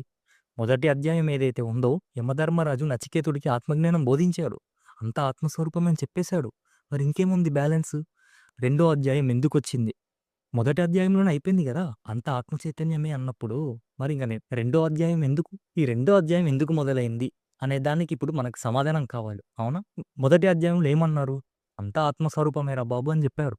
కానీ మనమేం ఉత్తమాధికారులం కాదు గదా! కాబట్టి ఇక్కడ ఇంకొక ప్రశ్నొస్తుంది. ఏమని? అంతా ఆత్మస్వరూపం అయినప్పుడు కొంతమందికి ఆ అనుభవం కలుగుతుంది. కొంతమందికి ఆ అనుభవం కలగదు. అవునా గాదా? ఇప్పుడు 10 మంది వింటున్నారండి. 10 మంది వింటున్నప్పుడు 10 మందికి ఒకే రకమైన అనుభవం కలుగుతుందా? చెప్పండి. లేదు. ఒక్కొక్కరికి ఒక అనుభవం. అదే విధంగా కొంతమందికి ఆత్మజ్ఞానం అనేది అనుభవంలోకొస్తుంది. కొంతమందికి రాదు. అలా ఎందుకు? అంతా ఆత్మస్వరూపం అయినప్పుడు అందరికీ అనుభవం రావాలి గదా! ఒకరికి వచ్చి ఒకరికి రాకుండా. హ్మ్. ఏంటిది? నీకేమో ఆత్మజ్ఞానం ఉంది. మాకు లేదు. మళ్ళేమంటున్నారు మీరు? అంతా ఆత్మజ్ఞానమే అంటున్నారు. మరి మాకు కూడా అనుభవంలోకి రావాలి గదా! అందుకు మొదలైంది ఇప్పుడు రెండో అధ్యాయం. దానికి సమాధానం ఇస్తున్నారు మన శంకరాచార్యుల వారు. సరే బాబు, నువ్వు ఇంతవరకు ఆత్మ అంటే ఏమని తెలుసుకున్నావు? నేను అనే స్ఫురణ. ఆ జ్ఞానం ఏదైతే ఉందో అదే. అది నీకు గూడా తెలుసు, నాకు గూడా తెలుసు. బానే ఉంది. ఇదివరకే నీకు చెప్పాను. ఆ జ్ఞానం ఏదైతే ఉందో, ఆ నేను అనే స్ఫురణ ఏదైతే ఉందో, అది నువ్వు ఎంతవరకు చూస్తున్నావు? ఈ శరీరం మేరకే చూస్తున్నావా? లేకపోతే శరీరం దాటి సర్వవ్యాపకంగా చూస్తున్నావా? నేను నిన్ను కట్టెతో కొట్టాననుకో, అయ్యో! అయ్యో! అని దెబ్బ తాకిందని అంటావు. ఏడుస్తావు, బాధపడతావు. అయితే అది నా శరీరానికే కానీ నాకు కాదు అని నువ్వు అనగలుగుతావా? లేదు. ఎందుకు? శరీరమే నువ్వై కూర్చున్నావు కాబట్టి. అంటే శరీరమే నేను అని నువ్వు అనుకుంటున్నావు కాబట్టి, ఆ అజ్ఞానంలో ఉన్నావు కాబట్టి నీకు ఆత్మజ్ఞానం అనేది లేదు. అలా కాకుండా ఎప్పుడైతే నువ్వు శరీరం నేను కాదు, ఇంద్రియాలు నేను కాదు, మనసు, బుద్ధి ఇవన్నీ కూడా నేను కాదు, వీటన్నిటిని గమనించేటటువంటి, సాక్షిగా చూసేటటువంటి జ్ఞాన స్వరూపాన్ని నువ్వు ఎప్పుడైతే తెలుసుకుంటావో అదే గదా ఆత్మజ్ఞానం. ఇక్కడ ఇంకొక విచిత్రమైనదేంటంటే మనకు ఇంద్రియాలున్నాయి. ఏంటివి? కన్ను, చెవి, ముక్కు, నాలుక, చర్మం. అవునా? ఇవేం జేస్తాయి? బయట కనిపించే సమస్త ప్రపంచాన్ని చూస్తూ ఉంటాయి, అనుభవిస్తూ ఉంటాయి. ఈ ఇంద్రియాలేవైతే ఉన్నాయో బయట కనిపించే ప్రపంచాన్నే చూస్తాయి గానీ, లోపల తిరిగి చూడవు. ఆలోచించండి. నీ కన్ను బయట దాన్నే జూస్తుంది గానీ, నీ శరీరాన్ని జూస్తదా? పోనీ శరీరం గాకపోయినా కన్నుకి కన్నన్నా జూసుకుంటుందా? లేదు. కన్ను ఎప్పటికైనా సరే బయట ప్రపంచాన్నే చూస్తూ ఉంటుంది. బయట రూపాల్ని జూస్తూ ఉంటుంది. చెవి గూడా అంతే. ఏదైనా శబ్దం వస్తే వింటుంది అంతే. అంటే ఇవన్నీ కూడా ఎక్కడికక్కడ బహిర్ముఖం అయిపోతున్నాయి. గమనించండి. ఈ ఇంద్రియాలేవైతే ఉన్నాయో ఇవన్నీ కూడా బహిర్ముఖం అయితున్నాయి. అంతర్ముఖం అవ్వట్లేదు. అలా ఎప్పుడైతే బహిర్ముఖం అయిపోయాయో, ఈ బహిర్ముఖమైన ఇంద్రియాలు ఏమవుతున్నాయి? బాహ్య ప్రపంచాన్ని చూసి అనుభవిస్తున్నాయి. కాబట్టి ఇవెప్పుడు బయటికే చూస్తాయి గానీ లోపలికి చూడవు. ఇప్పుడు నువ్వేం జేయాలి? వాటికి లోపలికి మళ్లించు. అంటే అంతర్ముఖం చెయ్యి అని. అలా నువ్వు ఎప్పుడైతే ఇంద్రియాల్ని మనసుని బుద్ధిలో నువ్వు ఎప్పుడైతే అంతర్ముఖం చేశావో, అప్పుడు నీ జ్ఞాన స్వరూపం అనేది నీకు అనుభవంలోకొస్తుంది. అలా మనకిప్పుడు రెండో అధ్యాయం అనేది మొదలవుతుంది. ఈ రెండో అధ్యాయం కూడా చాలా అద్భుతంగా ఉంటుంది. మనం వీలైనంత త్వరగా ఈ కఠోపనిషత్తుని పూర్తి చేసుకుందాం. ఆ తర్వాత మనకి ఇంకా చాలా ఉపనిషత్తులున్నాయి. వివేక చూడమని కూడా ఉంది. ఆత్మబోధ ఉంది. మనకింకా చాలా ఉన్నాయి తెలుసుకోవడానికి. నేను మీకు ప్రతి ఒక్కటి అప్లోడ్ చేస్తాను. వివరంగా, నీట్‌గా ఎక్స్‌ప్లెయిన్ చేస్తాను. మీరు కేవలం సబ్స్క్రైబ్ చేసుకొని నా వీడియోస్‌ని చూస్తూ మననం చేయండి. కేవలం విని వదిలేయడం కాదు. మననం చేయాలి. నిధిధ్యాసన చేయాలి. సాధన చేయాలి. ఎప్పుడు ఈ ఆత్మజ్ఞానం గురించే ఆలోచిస్తూ ఉండాలి. అప్పుడే ఏదో ఒక రోజు మీకు అనుభవంలోకొస్తుంది ఈ ఆత్మజ్ఞానం. నా యూట్యూబ్ ఛానల్‌ని సబ్స్క్రైబ్ చేసి లైక్ చేయండి, షేర్ చేయండి. మిగతా విషయాలు మనం రానున్న వీడియోస్‌లో తెలుసుకుందాం.